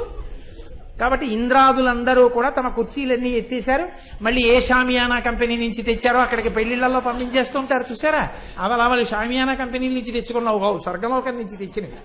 కాబట్టి స్వర్గలోకానికి ఆ ఆసనాలన్నీ వెళ్ళిపోయి దేవతలు ఋషులు అందరూ అర్జునుడి యొక్క పౌరుషాన్ని పరాక్రమాన్ని మెచ్చుకుంటూ సంతోషిస్తూ వాళ్ళందరూ వెళ్ళిపోయారు. కౌరవ సైన్యం దిగాలుగా ఏడుస్తూ నీరసపడిన మొహంతో మిగిలిన వాళ్ళందరూ కూడా హస్తినాపురానికి చేరుకున్నారు. చేరుకున్న తర్వాత శమీవృక్షం దగ్గరికి అర్జునుడు వెళ్ళాడు. వెళ్ళి అన్నాడు ఉత్తర కుమారుడితోటి, ఇప్పుడు నువ్వు ఈ గాంధీవాన్ని మళ్ళీ పైకెక్కి మూట కట్టేసి, మూట కట్టి నేను ప్రార్థన చేస్తున్నానని ఒక్కసారి మంత్రాధిష్టాన దేవతలందరినీ తలుచుకుని నమస్కారం చేశాడు. చెయ్యగానే తనంత తాను వచ్చి తల మీద కూర్చుని అమరికగా ఉండేటటువంటి ఆ కిరీటం అదృశ్యమైపోయింది. దేవదత్తం వెళ్ళిపోయింది. గాంధీవం పైన పెట్టేశాడు. ఆ పైన ఉన్నటువంటి అర్జునుడి యొక్క కేతనం, ఆ పతాకం ఆ హనుమ యొక్క చిహ్నంతో ఉండేటటువంటిది, లేదా హనుమయే ఆవహించి ఉంటారు. కొన్ని కోట్ల భూతముల చేత రక్షింపబడేటటువంటి ఆ పతాకం అదృశ్యమైపోయింది. ఇప్పుడు పూర్వం ఎలా ఉంటాడో ఆ స్థితిలోకి మళ్ళీ వచ్చేసాడు. వచ్చేసిన తర్వాత అర్జునుడి కిందకి ఉత్తరుడు కిందకి దిగాడు. మనం విరాట నగరానికి వెళ్ళాక నేను గెలిచానని చెప్పకు, నువ్వే గెలిచావని చెప్పు. చెల్లబోయాడు ఉత్తర కుమారుడు. నేను గెలిచానని చెప్పడమా అన్నాడు. అంతే, అలాగే చెప్పు ఇంటికి వెళ్ళిన తర్వాత అన్నాడు. చాలా సంతోషం, అలాగే చెప్తానన్నాడు. రథం బయలుదేరింది. రథిస్థానంలో ఉత్తరుడు కూర్చున్నాడు, సారథి స్థానంలో బృహన్నలగా కూర్చున్నాడు. కూర్చుని మళ్ళీ రథం విరాట్ నగరం వైపుకి వచ్చేస్తున్నప్పుడు ఒక చమత్కారం జరిగింది. అప్పుడే విరాట్ రాజు గారు అంతఃపురానికి వచ్చాడు. దక్షిణ గోగ్రహణం పూర్తయిపోయి లోపలికి వచ్చాడు. ఏదో కస కాళ్ళు చేతులు కడుక్కుని కూర్చున్నాడు. ఉత్తరుడు ఏడన్నాడు, యుద్ధానికి వెళ్ళాడన్నారు. ఎవరి మీద అన్నాడు? భీష్మ, ద్రోణ, కర్ణ, శల్య. అమ్మ బాబోయ్ వీడెందుకు వెళ్ళాడన్నాడు. నువ్వు దక్షిణ గోగ్రహణానికి వెళ్ళావు, వాళ్ళు ఉత్తర గోగ్రహణానికి వచ్చారు. వాళ్ళ మీద యుద్ధానికి వీడు వెళ్ళాడా, పదండి మళ్ళీ సైన్యం పట్టుకుని వెళ్ళిపోదాం, వీడేమి యుద్ధం చేస్తాడన్నాడు అని సైన్యాన్ని సమాయత్తం చెయ్యబోతుంటే మహానుభావుడు ధర్మరాజు గారు ఒక మాట అన్నాడు. నువ్వేమి భయపడకయా, ఆయనతో పాటుగా ఉత్తర కుమారుడితో పాటుగా బృహన్నల కూడా వెళ్ళాడు. బృహన్నల ఉండగా ఉత్తరుడికి ఆపద రాదు అన్నాడు. ముందు దాన్ని పెద్ద పట్టించుకోలేదు విరాట్ రాజు. ఏమిటో ఏదో చెప్తాడు, బృహన్నలుంటే ఉత్తరుడికి ఆపద రాకపోవడం ఏంటి, అర్థం లేని మాట అనిపించి ఊరుకున్నాడు. ఊరుకుని పదండి పదండి సైన్యం తీసుకుని అన్నాడు. ఈలోగా కొంతమంది గొల్లవాళ్ళు ఎదురొచ్చారు. వచ్చి మహారాజా మహారాజా ఏం చెప్పమంటారు? వాళ్ళకి తెలియదుగా యుద్ధభూమిలో ఏం జరిగిందో. ఆవుల్ని వెనక్కి తీసుకొచ్చేసారంతే. మహానుభావుడు ఉత్తర కుమారుడు పాండవ సేనల్ని కౌరవ సేనల్ని చీల్చి చెండాడేశాడు. భీష్మద్రోణాది వీరులందరూ ఓడిపోయారు. కొన్ని లక్షల మంది తెగటార్చబడ్డారు. కౌరవ సైన్యం అంతా తోక ముడిచి వెళ్ళిపోయింది. ఉత్తర కుమారుడు రథం మీద తిరిగి వచ్చేస్తున్నాడు అన్నాడు. ఆనందపడిపోయాడు. హారతులు ఎత్తండి, చందన జలాలు చల్లండి, నర్తకీమణులు నాట్యం చెయ్యండి, పూలదండలు సమర్పించండి, ఉత్తర కుమారుణ్ణి పొగట్టలతో స్తోత్రం చేస్తూ ప్రవేశపెట్టండి అన్నాడు. అనేటప్పటికీ అక్కడే ఉన్న ధర్మరాజు గారు అన్నాడు, కంకుభట్టు రూపంలో ఉన్నాడు. ఆయన అన్నాడు, కురుపతి భీష్మ కర్ణ కృపకుంభజ ముఖ్య మహోగ్ర యోధ విస్ఫురణము నొర్వజాలి రణభూమి భుజాబలముల్లసిల్లా ఉత్తరుడ జయించనీని వసుధావర ఇంతటి కంటే ఇంక నచ్చెరువును కలుగునే ధర ప్రసిద్ధికి నెక్కడే అతడొక్కడు. రాజా, నిజంగా ఉత్తర కుమారుడు ఒక్కడే భీష్మ ద్రోణ కర్ణాది యోధులు కలిగినటువంటి కౌరవ సైన్యాన్ని గెలిచినది యథార్థమై ఉండి ఉంటే ఇంతకన్నా ఆశ్చర్యకరమైన వార్త లోకములో వేరొకటి ఉండదు. నిజంగా చరిత్రకెక్కిన మహావీరుడై ఉంటాడు అంటే కించెత్తు బాధ కలిగింది. ఏమిటి ఇలా అంటాడు అనుకున్నాడు. అనుకుని సరే మా వాడు గెలిచి వస్తున్నాడుగా, చెప్పారుగా గొల్లవాళ్ళు, ఇంకా మీకు అనుమానం ఎందుకు మగ్గుభట్ట? ఏం అనుమానం లేదు, నా కొడుకే వాడు, మా కులం వర్ధిల్లేటట్టుగా మా అదృష్టం కొద్దీ పుట్టినవాడు, మహానుభావుడు, పొగిడాడు. ఇలాంటప్పుడు మన ఇద్దరం పాచికలాడితే బాగుంటుంది, రండి అన్నాడు. నువ్వు మంచి విజయోల్లాసంలో ఉన్నావు, చాలా సంతోషంలో ఉన్నావు, ఇప్పుడు నీతో పాచికలాడడం కొంచెం కష్టమే, నన్ను ఓడిస్తావన్నాడు ధర్మరాజు. ఏం పర్వాలేదు, ఇలాంటప్పుడు ఆడితేనే మజాగా ఉంటుంది, తీసుకురండి అన్నాడు. ఇద్దరు పాచికలు ఆడుతున్నారు. మళ్లీ మళ్లీ అదే మాట చెప్తున్నాడు. చూసావా ఉత్తర కుమారుడు ఎంత గొప్పవాడో, వచ్చేస్తాడు కాసేపట్లో అంటున్నాడు. కాదు మహారాజా, నా మాట నమ్మండి, బృహన్నల వలన ఉత్తర కుమారుడు నెగ్గాడు తప్ప ఉత్తరుడు తనంత తానుగా నెగ్గినవాడు కాడన్నాడు ధర్మరాజు. విరాట్రాజు అన్నాడు, అనిన కటకటబడి ఇట్టులాడుటెల్లా అతని విజయము సంధియమనుట కాదే, ఇంత పట్టున చైరించి తీవు కాన ఇంక నీ మాట లుడుగుము కంకభట్ట. ఇందాకటి నుంచి చూస్తున్నాను అదే పనిగా సారథిని పొగుడుతున్నావు, బృహన్నల్ని పొగుడుతున్నావు, ఒక పేడివాడిని పొగుడుతున్నావు. ఆ పేడివాడు లేకపోతే నా కొడుకు యుద్ధం చేయలేడు అనుకుంటున్నావా? సారథ యుద్ధం చేసేది రథ ఏంటి? సారథి వల్ల రథి గెలిచాడంట ఏంటి? తప్పు. ఇంకొకడైతే ఏం చేద్దునో, నువ్వు కాబట్టి వదిలేశాను, ఇక ఇలాంటి మాటలు మాట్లాడకు కంకభట్ట అన్నాడు. అంటే ధర్మజుడు అన్నాడు, కురుబలమేల దైత్య సురకోటులు వచ్చిన గెల్వరాద ఉత్తరునకు ఆ బృహన్నల రథంబుపయం పరవాహిని భయంకర భుజసారమున్నరయగా దరిగంచితినంచు విక్రమోద్ధురగతి నాజికేలి నిరతుండయి దుర్గమలీలనుండగన్. కౌరవ సైన్యం ఏమిటే, 33 కోట్ల మంది దేవతలందరూ వచ్చి ఉత్తర కుమారుడికి ఎదురుగుండా నిలబడినా సరే ఆ రథం చెక్కు చెదరదు, బృహన్నల దాని మీద ఉన్నంత వరకు అన్నాడు. మండిపోయింది విరాట్రాజుకి.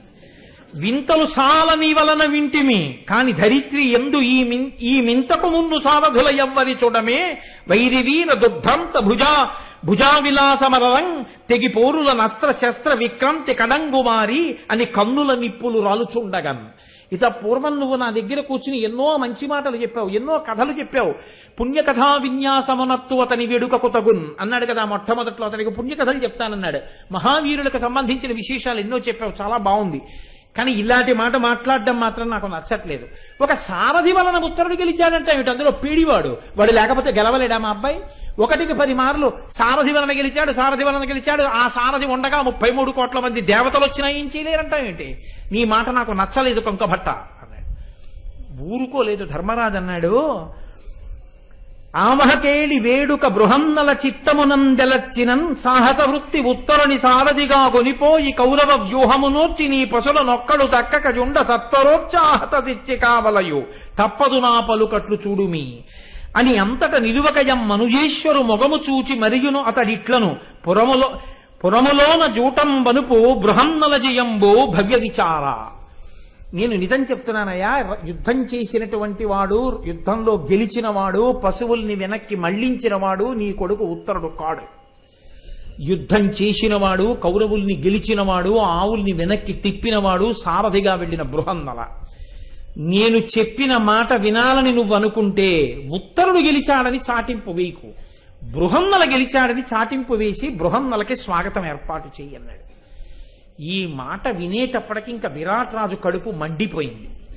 అనినా రౌద్రరసము మనమున నడరంగా బడగ ఎత్తు సురగపాలు రేఖ నెనయు చేతి సారగొని వేసపడి పడి పేడి గడన ఎడుగుమన్ననుడుగమనుచు.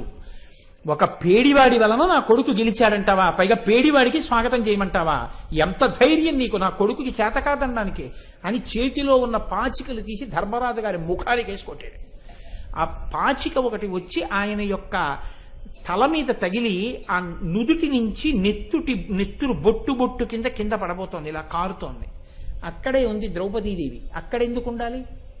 సుదేశనా మందిరంలో కదా ఉండాలి. అక్కడెందుకు ఉంటుంది రాజుగారు ఆడుకుంటున్న చోట?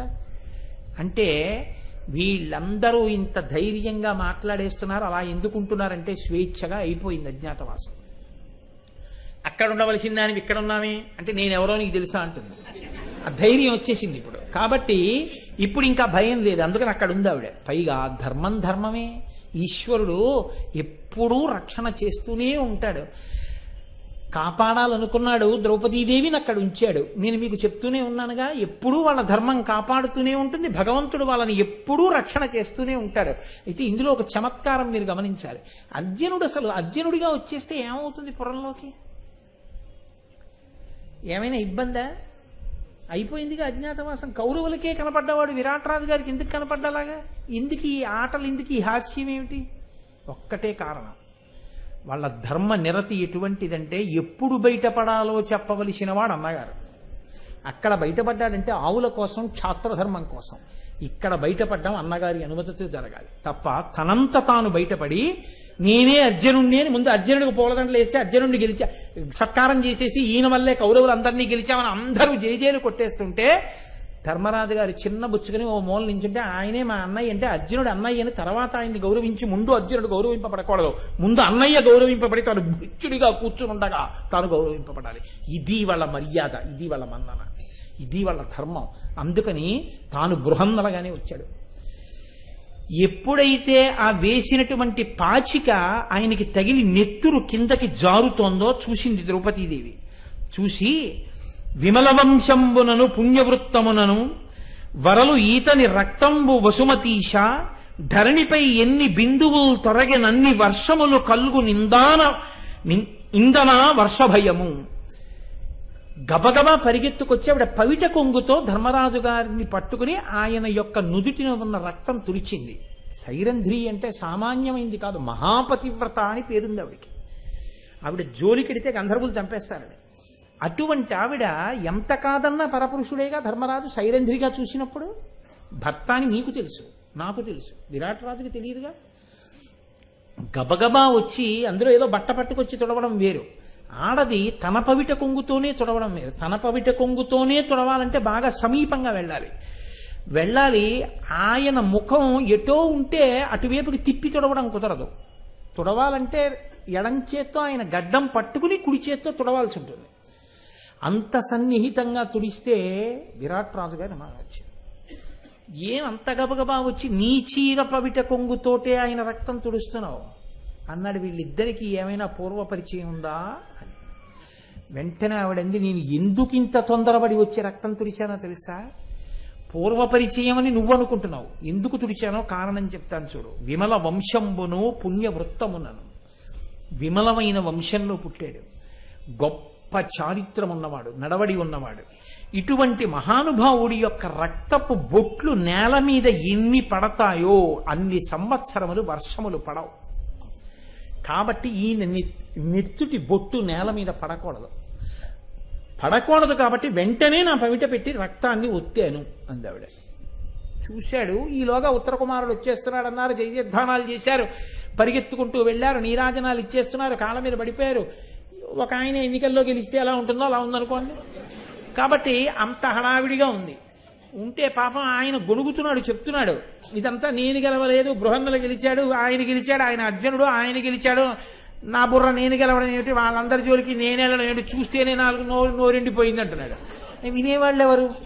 ఆయన్నే భుజాల మీద ఎత్తేసుకుంటున్నారు, ఆయన్ని బృహన్నల్ని కలిపి తీసుకొచ్చేస్తున్నారు. తీసుకొచ్చేస్తుంటే భటుడు వచ్చి చెప్పాడు, మహారాజా ఉత్తరకుమారుడు లోపలికి వస్తున్నాడు బృహన్నలతో కలిసి. ధర్మరాజు గారు ఈ సందట్లో సంతోషంలో ఉన్నటువంటి విరాట్ రాజుకి ధర్మరాజు చెప్పిన మాట వినపడలేదు. భటుడితో చెప్పాడు, ఒక్క ఉత్తర కుమారుణ్ణి లోపలికి తీసుకురా తప్ప బృహన్నల్ని తీసుకురావద్దు, బయటే నిలబెట్టేయన్నాడు. బృహన్నల బయట ఉండిపోయాడు, ఒక్క ఉత్తరుడే లోపలికి వచ్చాడు. ఎందుకు రానివ్వద్దన్నాడంటే, ఎవరైనా ధర్మరాజుకి గాయం చేసి ఆయన శరీరంలోంచి నెత్తురు కారుతుండగా కానీ అర్జునుడు చూశాడో ఉత్తర క్షణంలో వాళ్ళని చంపేస్తాడు, అంటే విరాట్ రాజుని చంపేస్తాడు. అందుకని రానివ్వలేదు. బట్ట పెట్టుకుని ఇలా ఒత్తుకుంటూ కూర్చున్నాడు. ఉత్తర కుమారుడు లోపలికి వస్తూ తండ్రి వంక చూడలేదు. ఆయన ఎందుకు అలా పెట్టుకున్నారన్నాడు. తెలుసుగా ధర్మరాజని, ఆయన ఎందుకు అలా ఉన్నారన్నాడు. ఏమీ లేదురా, నువ్వు యుద్ధంలో గెలిచావని సంతోషంతో నేను స్వాగతం పలకడానికి ఉత్సవం చేస్తే నువ్వు కాదు గెలిచింది, సారథి వలన గెలిచారన్నాడు. నా కోపం వచ్చి పాచికలు విసిరాను, అవి తగిలి నెత్తురు కారిందిరా, ద్రౌపది తుడిచిందన్నాడు. ఎంత పని చేశారు నాన్నగారు. ఆయన వల్ల బ్రతుకుతున్నాం, ఆయన వల్ల ఈ పొడమి నిలబడింది. అటువంటి మహానుభావుడు ఏం చెప్తే అది ఎదురడగకుండా మనం పాటించాలి. ఆయననా పాచికలతో కొట్టారు అన్నాడు. విరాటుడు వినే స్థితిలో లేడు, ఆయనకి తెలియదుగా ధర్మరాజని. నువ్వు ఎలా గెలిచావు, ఎలా సంభవమైంది, నీ వీరోచిత కృత్యాలన్నీ నాకు చెప్పన్నాడు. ఏమి వీరోచిత కృత్యాలు, నా బుర్ర. నాన్నగారు నేను చచ్చిపోవలసింది. అక్కడ యుద్ధానికి వెళ్ళానా, భీష్మద్రోణాది వీరులు కనబడ్డారు, వాళ్ళని చూసేటప్పటికీ నా గుండె బద్దలైపోయింది. నేను హడిలిపోయి వణికిపోయి, అమ్మ బాబోయ్ ఇంకేమి యుద్ధం అని చెప్పి, ఇంకా నాకు ఈ యుద్ధం వద్దు, ఏమీ వద్దు, కౌరవసేన తూచి బటకెందొడకెన్మదితో నమేను నువ్వురకపోవుతుంటి విధి యొప్పునే అని ఇంటికి పోదాను రా అంటే, ఒక మహానుభావుడు ఒక సిద్ధపురుషుడు వచ్చాడు నాన్నగారు అన్నాడు. చెప్పద్దన్నాడుగా. ఒక సిద్ధపురుషుడు వచ్చి నీకేం భయం లేదు, నువ్వు ఆ సారథ్యం చేయి, నేను రథిగా ఉంటానన్నాడు. అని నేను సారథ్యం చేశాను, బృహన్నల గురించి చెప్పలేదు. ఆ సిద్ధపురుషుడు, ఆ దేవతాస్వరూపుడు మహానుభావుడు రథంలో నిలబడి భీష్మద్రోణాది వీరుల్ని ఓడించి మన పశువుల్ని వెనక్కి మరల్చాడు. ఆయన లేకపోతే నాన్నగారు మీ కొడుకు భౌతికాయం వచ్చేసి ఉండేది ఈ పాటికి అంటే. ఆయన చాలా సంతోషించి, ఏడిరా సిద్ధపురుషుడు, నేను కౌగిలించుకుని పాదాభివందనం చేస్తానన్నాడు. అంటే నాన్నగారు ఇప్పుడు ఆయన రాలేదు, ఒక చోట ఉన్నారు, ఆయన వస్తారు మన దగ్గరికి, రేపో ఎల్లుండో వస్తారు, అప్పుడు మీరు సత్కరిద్దురు కానన్నాడు. చాలా సంతోషం రా అన్నాడు. ఇంకా వినే స్థితిలో లేడు. బృహన్నలని ఉత్తర కుమారుడిని వెళ్ళి విశ్రాంతి తీసుకోమన్నాడు, వాళ్ళు వెళ్ళిపోయారు. అర్జునుడు నర్తనశాల అంతఃపురంలోకి వెళ్ళిపోయాడు. ఉత్తరం వచ్చింది, గురువుగారు నా మాట మన్నించారు, సారథ్యం చేశారు, మా అన్నయ్యని బతికించారు, పరమ సంతోషమని ప్రీతిని ఆవిష్కరించింది. వెంటనే తాను యుద్ధంలో తీసుకొచ్చినటువంటి బొమ్మ పొత్తికలను ఉత్తరకిచ్చాడు. ఉత్తర ఎంతో సంతోషపడిపోయి, బొమ్మ పొత్తికలంటే కురువీరుల యొక్క తలపాగాల మీద ఉండేటటువంటి ఆ కుచ్చులు, అవి తీసుకుని సంతోషంగా వెళ్ళిపోయింది. వెళ్ళిపోయిన తరువాత ఆ రోజు రాత్రి నిశ్శబ్దంగా ధర్మరాజు గారు ఉండేటటువంటి గదిలో ద్రౌపదీ సహితంగా పాండవులందరితో కూడి సమావేశాన్ని పెట్టాడు అర్జునుడు. అందరూ కలిసి కూర్చున్నారు. కూర్చున్న తర్వాత ధర్మరాజు గారు మాత్రం తల పైకెత్తకుండా ఇలా కూర్చున్నాడు. అర్జునుడు ఎదురుగుండా కూర్చుని అసలు ఉత్తర గోగ్రహణం ఎలా వచ్చిందో, ఎందుకు జరిగిందో, తాను ఏం చేశాడో, ఎలా నిగ్రహించాడో అన్నీ చెప్పాడు. దక్షిణ గోగ్రహణం విశేషాలు ఏమిటి అన్నాడు. భీమనకుల సహదేవులు చెప్పారు. అర్జునుడు అన్నాడు, నేను వచ్చినప్పటి నుంచి చూస్తున్నాను, ఎందుకో అన్నగారు తల ఎత్తి నన్ను చూడటం లేదు, తల ఉంచుకుని ఉంటున్నాడు. నేను ఏ తప్పు చేశాను అని చాలా ఆలోచించాను, నా తప్పేం కనపడలేదు, నా వల్ల ఏమైనా పొరపాటు జరిగిందా అన్నాడు. అంటే ధర్మరాజు తల ఎత్తి అన్నాడు, నువ్వే పొరపాటు చెయ్యలేదు. విరాట్ రాజు నన్ను పాచికలు పెట్టి కొట్టాడు, నాకు దెబ్బ తగిలి నెత్తురు కారిందిరా, అందుకని నీకు నేను కనపడలేదు, నా ముఖం చూపించలేదు. వెంటనే అర్జునుడు లేచి అన్నాడు, ఇప్పుడే చంపేస్తా విరాట్ రాజు, నిన్ను పాచికలు పెట్టి కొట్టి నీ నెత్తురు కారేటట్టు చేస్తారా అన్నాడు. అంటే ద్రౌపది అంది, నెత్తురు కారిపోయి భూమి మీద పడలేదు, చిమ్మింది, నేను వెంటనే తుడిచేశాను. అంటే ధర్మరాజు అన్నాడు, ఆయనకి నేను ధర్మరాజని తెలిసి కొట్టలేదు, నేను కంకభట్టుని అనుకున్నాడు, అనుకుని కొట్టాడు. పైగా ఆ సమయంలో అతను ఉన్న పరిస్థితి అటువంటిది కాబట్టి కొట్టాడు తప్ప అతనికి నా యందు శత్రుత్వంతో వచ్చి కొట్టినవాడు కాదు. కాబట్టి అతన్ని చంపకూడదు. నువ్వు ఎన్నైనా చెప్పు, ఇప్పుడు వాడిని ఈడ్చుకొచ్చేస్తానన్నాడు భీముడు లేచి. అదే వద్దన్నాను. మనం ఇక్కడ అజ్ఞాతవాసం పరిసమాప్తం చేసుకున్నామంటే విరాట్రాజు గారి యొక్క అనుగ్రహం. మహానుభావుడు మనంత ప్రేమగా చూశాడు. తెలియక పుత్రవ్యామోహంతో విసిరాడు తప్ప ఇంకొక కారణం కాదు. కాబట్టి విరాట్రాజుని మన్నించండి అని అంటే భీమార్జునులు అన్నారు, సరే రేపు మనం మన నిజస్వరూపాలతో సభాప్రవేశం చేద్దాం. చేసిన తరువాత కూడా నీ పట్ల అలాగే విరాటరాజు కనబడితే ఖచ్చితంగా నిగ్రహించేస్తాం. అప్పుడు చేదురుగా తెలుసు ధర్మరాజుకి అలా చేయడని. కాబట్టి రేపటి వరకు మాత్రం ఆయన జోలికి వెళ్ళకండి. సరే అన్నారు. వెళ్ళారు. మరునాడు ఉదయం లేచారు, స్నానాలు చేశారు, సంధ్యావందనాలు చేసుకున్నారు. ఎవరి నిజస్వరూపాలతో వాళ్ళు తెల్లటి బట్టలు కట్టుకున్నారు, మెడలో పుష్పహారాలు వేసుకున్నారు, చందనాలు లేపనం చేసుకున్నారు. మంచి టీవీతో 5 పాండవులు పూర్వం ఎలా నడుస్తారో అలా నడిచి సభాప్రవేశం చేశారు. చేసి ధర్మరాజు గారు తిన్నగా మెట్లెక్కి సింహాసనం మీద కూర్చుని ఒక పాదాన్ని తీసి పాదపీఠం మీద పెట్టి కూర్చున్నాడు. కింద ఆసనాల మీద వరుసగా భీమార్జున నకుల సహదేవులు కూర్చున్నారు. ఉత్తర కుమారుడితో కలిసి విరాట్రాజు గారు సభాప్రవేశం చేశాడు. సింహాసనం మీద ధర్మరాజు గారు కనపడ్డాడు. కంకుభట్టుగా తెలుసుగా.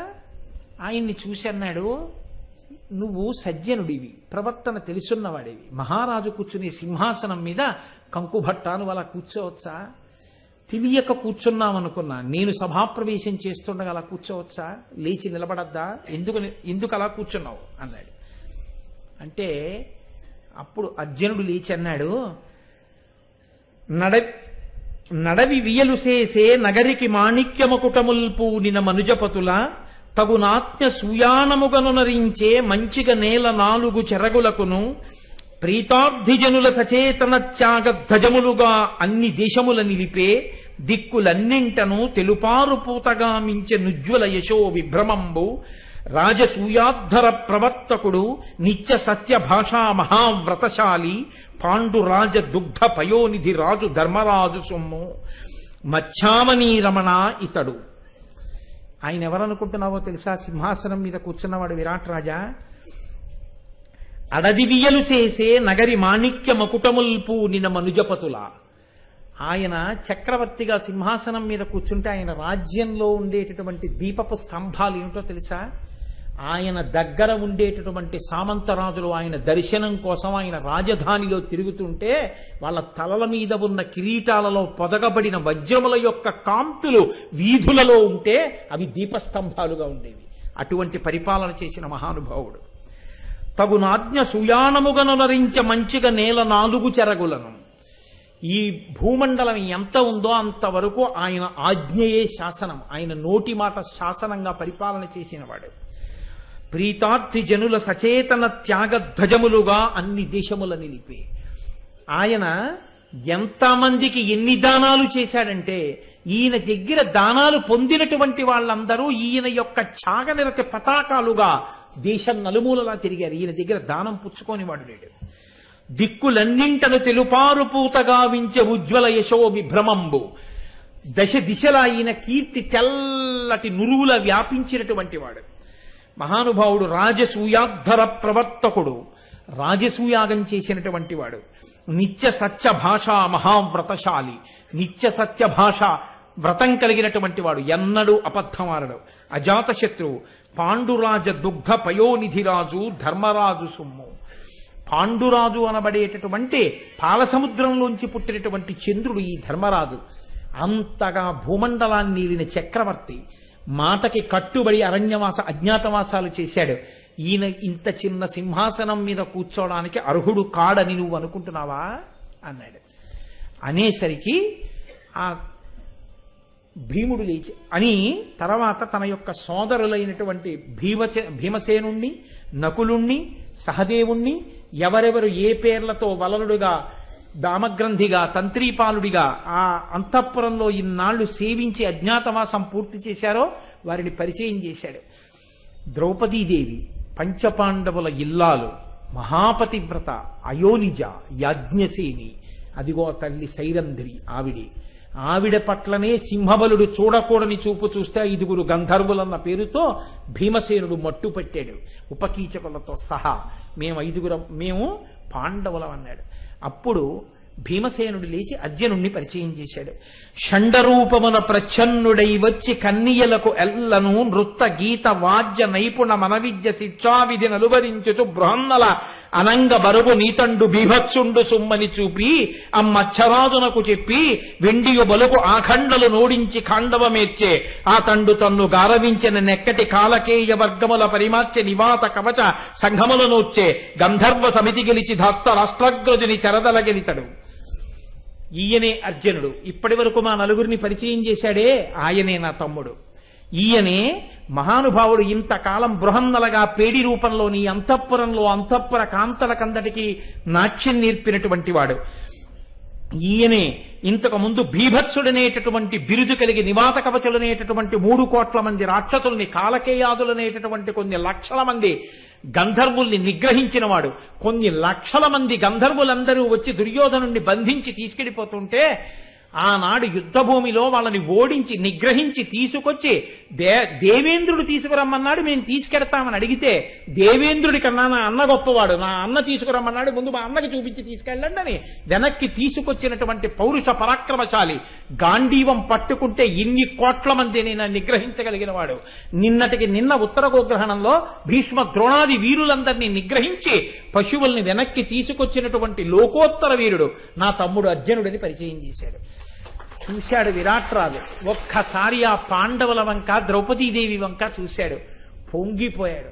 మనసులో ఆనందంతో తబ్బిబ్బైపోయాడు. ఏమి నా భాగ్యం, నీ 5గురు ద్రౌపదీదేవి అజ్ఞాతవాస కాలంలో నా అంతఃపురంలో ఏడాది పాటు సేవలు చేస్తూ ఇక్కడ నీ అజ్ఞాతవాసం పూర్తి చేశారా, నేను ధన్యుడనైపోయానన్నాడు. గబగబా తూలిపోతూ మెట్లెక్కాడు. సింహాసనం మీద కూర్చున్న ధర్మరాజు దగ్గరికి వెళ్ళాడు. వినయంబు మిగుల కుంతీ తనయాగ్రజు పాదపీఠ తలమున పాలంబును పొంద జాగి మ్రొక్కి అతని కౌగిలి వడసే సమ్మదము తళుకొత్తన్. గబగబా వెళ్లి 2 చేతులు పైమెట్టు మీద వేసి మోకాళ్లు ఉంచి తన లలాట భాగం నుదురు తగిలేటట్టుగా పాదపీఠం మీద పెట్టుకున్న ధర్మరాజు గారి పాదాలకి తన నుదురు తగిలేటట్టుగా నమస్కారం చేసి అంజలి ఘటించి లేచి నిలబడ్డాడు. ధర్మరాజు ప్రీతితో విరాట్రాజు గారిని కౌగిలించుకున్నాడు. పరమ సంతోషంతో పాండవుల యొక్క అజ్ఞాతవాసం పూర్తయిపోయింది. ఉత్తర గోగ్రహణం పూర్తయిపోయాడు. నేను గట్టున పడిపోయాను. కాబట్టి రేపు అత్యద్భుతమైనటువంటి ఘట్టం.